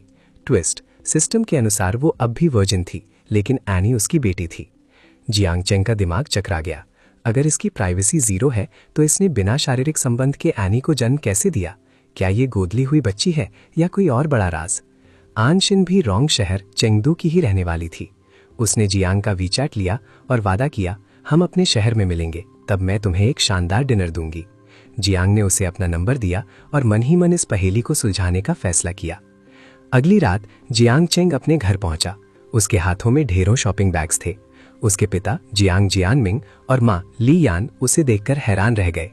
बदमाश, थोड़े पैसे के आगे तू तो दिखावा करने लगा, पिता ने ऊपर से गुस्सा दिखाते हुए कहा, पर उनकी आंखों में बेटे के लिए गर्व था। जियांग ने मां को एक ब्रांडेड बैग दिया, जिसे देखकर उनकी आंखें चमक उठी। बेटा, तेरी पसंद तो तेरे बाप से कहीं बेहतर है, ये बैग बहुत सुंदर है। फिर जियांग ने पिता को एक घड़ी गिफ्ट की। बेटा, ये घड़ी कितने की है? पिता ने पूछा। बस 1 लाख के आसपास, जियांग ने झूठ बोला। वो जानता था कि अगर उसने सच बताया कि घड़ी 10 लाख से ज्यादा की है तो उसके पिता को सदमा लग जाएगा। खाना खाते वक्त माँ ने अपनी पुरानी आदत शुरू कर दी। देख बेटा, तू बड़ा हो गया है। मेरे ऑफिस में कई सहेलियों की बेटियां हैं जो बहुत सुंदर हैं। क्या मैं तेरी शादी की बात चलाऊं? जियांग चेंग ने तुरंत अपना सिर पकड़ा। नहीं माँ, मुझे अभी इन सब में कोई दिलचस्पी नहीं है। मैं टाइकू ली जा रहा हूँ, कुछ और सामान खरीदना है। रात के खाने का इंतजार मत करना। वो तेजी से घर से बाहर निकल गया। पीछे से उसके पिता ने गहरी सांस ली। पत्नी, क्या बुढ़ापे के सहारे के लिए बच्चों को पालने का यही मतलब है कि वे आते ही फिर भाग जाएं? माँ ने पलटकर जवाब दिया, चुप रहिए। शुक्र है हमारे बेटे को आपकी ये बोरिंग आदतें नहीं मिली। वो अपनी जिंदगी जी रहा है। जियांग चेंग अब चेंगडू के सबसे पॉश इलाके ताइकू ली की सड़कों पर था। उसे नहीं पता था कि यहाँ उसकी मुलाकात फिर से किसी पुराने परिचित या शायद आंशिन से होने वाली थी। खेल अब उसके अपने शहर में शुरू होने वाला था। ताइकू ली की चकाचौंध भरी सड़कों पर भीड़ जमा थी। बीचों बीच वांग युआन घुटनों के बल बैठा था, हाथ में डिडाओ का महंगा हार और 99 गुलाब लिए। वो जो युइंग को लुभाने की पूरी कोशिश कर रहा था। जो युइंग, मैं तुम्हें स्कूल के दिनों से पसंद करता हूँ। मेरे पास पैसा है, मैं तुम्हें हर महीने 50,000 जेब खर्च दूंगा। मेरी प्रेमिका बन जाओ। भीड़ शोर मचा रही थी। इसे स्वीकार कर लो, कितना रोमांटिक है। लेकिन जो युइंग के चेहरे पर सिर्फ कोफ्त थी। उसने साफ कह दिया, वांग युआन, मैं तुम्हें सिर्फ दोस्त मानती हूं, ये सब बंद करो। तभी जियांग चेंग वहां पहुंचा और सिस्टम ने तुरंत विकल्प दिया। जियांग ने कंजम्पशन क्रेडिट कार्ड के लालच में जो युइंग की मदद करने का फैसला किया। वो सादगी से आगे बढ़ा और रास्ते से चुने हुए कुछ जंगली फूलों का गुलदस्ता जो युइंग की ओर बढ़ाते हुए बोला, अरे सुंदरी, अगर तुम्हें वो महंगे गुलाब पसंद नहीं तो क्या मेरे ये जंगली फूल स्वीकार करोगी? भीड़ हंसने लगी। वांग युआन ने जियांग का मजाक उड़ाते हुए कहा, ओ, एक और इंटरसेप्टर। खुद को देखो, एक सस्ता बुके तक नहीं खरीद सकते और यहाँ हीरो बन रहे हो। जो युइंग को लग्जरी लाइफ चाहिए जो सिर्फ मैं दे सकता हूँ। लेकिन सबको तब बड़ा झटका लगा जब जो युइंग ने मुस्कुराते हुए जियांग चेंग के जंगली फूल हाथ में थाम लिए और कहा, धन्यवाद, मुझे ये फूल बहुत पसंद आए। वांग युआन का चेहरा गुस्से से तमतमा गया। जो युआन, तुम पागल हो गई हो? ये कंगाल तुम्हें क्या देगा? क्या ये तुम्हें लग्जरी कार में घुमा सकता है? क्या ये तुम्हारा 50,000 का मासिक खर्चा उठा सकता है? उसने जियांग की तरफ देखकर ताना मारा, अगर तुम अभी यहाँ से चले गए तो मैं तुम्हें 1 लाख रुपए इनाम दूंगा। जाओ यहाँ से। जियांग चेंग बस मुस्कुराता रहा। तभी पास के एक शोरूम से मैनेजर दौड़ता हुआ बाहर आया। उसके हाथ में कीमती बेल्ट का बॉक्स था। क्षमा कीजिए श्रीमान जियांग, आप खरीदारी के बाद अपनी ये बेल्ट वहीं छोड़ आए थे। मैं इसे आपके लिए ले आया हूँ। मैनेजर ने झुककर सामान दिया। जियांग चेंग ने लापरवाही से इशारा किया, ठीक है, इसे बाहर खड़ी उस गाड़ी में रख दो। भीड़ की निगाहें उस तरफ घूमी जहां एक चमचमाती पोर्श 918 खड़ी थी। वांग युआन की कार इसके सामने खिलौने जैसी लग रही थी। 918 की कीमत वांग की कार से 10 गुना ज्यादा थी। ताइकोली में सन्नाटा छा गया। जो लोग जियांग चेंग को कंजूस कह रहे थे वे अब उसकी अमीरी देखकर कांप रहे थे। वांग युआन हक्का बक्का रह गया। ये 918 तुम्हारी है? जियांग चेंग ने उसकी आंखों में देखकर पूछा। तो दोस्त, क्या हाल है? क्या मेरी कार तुम्हारे 50,000 के बजट में फिट बैठती है? वांग युआन के पास कोई जवाब नहीं था। वो सबके सामने एक जोकर बन चुका था। जियांग चेंग ने जो युइंग की तरफ हाथ बढ़ाया। चलो चले, आज के लिए शुक्रिया जियांग, तुम आज भी उतने ही चंचल और सरप्राइज देने वाले हो जितने स्कूल के दिनों में थे। जियांग चेंग चौंक गया। क्या स्कूल के दिनों में देवी ने मुझ पर ध्यान दिया था? जो युइंग बस मुस्कुरा दी और पोर्श 918 के इंजन की दहाड़ के साथ वे ताइकुली से निकल गए। ताइकुली की शाम अब और भी हसीन हो गई थी। जियांग चेंग ने जो युंग का हाथ थामा और उसे सीधे कार्टियर के शोरूम ले गया। जो युंग झिझक रही थी, पर जियांग के चेहरे पर एक अलग ही सुकून था। जब मैनेजर ने पैंथर कलेक्शन का कीमती हार दिखाया तो जियांग ने बिना सोचे पूछा, क्या तुम्हें यह पसंद है? जो युंग ने कहा कि वो बस मजाक कर रही थी, लेकिन जियांग गंभीर था। उसने मैनेजर से कहा, सिर्फ ये हार नहीं, वो घड़ी और बाकी गहने भी सब पैक कर दो। शोरूम के स्टाफ की आंखें फटी रह गईं। 10 लाख, 1 मिलियन का बिल। जियांग चेंग ने कार्ड स्वाइप किया और उसे ऐसे लिया जैसे कोई मामूली चाबी का गुच्छा हो। उसी पल सिस्टम ने धमाका किया। Spending multiplier card activated. 50 गुना रिबेट प्राप्त। 50 मिलियन युआन, 5 करोड़ आपके खाते में जमा। जियांग चेंग मन ही मन हंसा। जो युंग को खुश करने के बदले उसे 50 गुना मुनाफा मिल गया। जियांग चेंग ने जो युंग को उसके पुराने घर तक छोड़ा। वो एक पुरानी इमारत थी जिसमें लिफ्ट तक नहीं थी। जो युंग ने भावुक होकर बताया कि उसके पिता के जाने के बाद यही एक घर बचा है। जियांग उसे ऊपर छोड़ना चाहता था, पर जो युंग ने उसे विदा कर दिया। जैसे ही जो युंग घर के अंदर दाखिल हुई, उसकी मां ली यान उसे ढेरों शॉपिंग बैग्स के साथ देखकर चौंक गई। यिंगर, क्या वांग युआन के साथ सब ठीक हो गया? क्या ये सब उसने दिया है? जो युंग ने सख्ती से मना किया। नहीं मां, ये वांग युआन ने नहीं दिया, मुझे वो पसंद नहीं है। मां की आवाज भारी हो गई। बेटा, हमारे हालात समझो। तेरे पिता कर्ज छोड़ गए हैं, हम भाग रहे हैं। वांग परिवार हमारा कर्ज चुका सकता है। वांग युआन भले ही अच्छा ना हो, पर शादी के बाद वो सुधर जाएगा। अचानक मां की नजर झो युंग के गले में चमकते कार्टियर के हार पर पड़ी। उनकी आंखें फैल गईं। ये हार, ये तो लाखों का है। अगर ये वांग युआन ने नहीं दिया तो किस सहपाठी ने दिया है? क्या तेरा उसके साथ कोई गहरा रिश्ता है? जो युंग ने सफाई दी। मां, हम सिर्फ पुराने सहपाठी हैं। वो बहुत अमीर है, उसके लिए ये चीजें मामूली खिलौनों जैसी हैं। मां ने उसकी आंखों में झांका। क्या तुम उसे पसंद करती है क्योंकि उसके पास पैसा है? देख बेटा, प्यार से पेट नहीं भरता। मैं नहीं चाहती कि तू गरीबी में तड़पे। जो यूंग ने दृढ़ता से जवाब दिया, माँ, अगर मैं भविष्य में उसके साथ रही भी तो वो पैसों के लिए नहीं होगा। मैं जियांग चेंग के साथ तब भी रहूंगी जब उसके पास एक पैसा ना हो। मुझे उसकी दौलत से नहीं, उसके व्यक्तित्व से लगाव है। माँ चुप हो गई, पर उनकी आंखों में फिक्र और उम्मीद दोनों थी। उन्हें डर था कि कहीं उनकी बेटी किसी अमीर लड़के का सिर्फ एक शौक बनकर न रह जाए। उधर जियांग चेंग अपने बिस्तर पर लेटा हुआ अगले मिशन के बारे में सोच रहा था। उसे पता चल चुका था कि झो यूंग का परिवार भारी कर्ज में डूबा है। उसने अपने फोन पर एक नंबर डायल किया। वांग शेंग, झो यूंग के परिवार पर जितना भी कर्ज है उसका पता लगाओ, और हाँ, उस कर्ज को खरीदने वाले लेनदारों की लिस्ट मेरे पास अभी होनी चाहिए। जियांग चेंग का इरादा साफ था। वो झो यूंग को सिर्फ कहने नहीं बल्कि उसकी खोई हुई आजादी लौटाना चाहता था।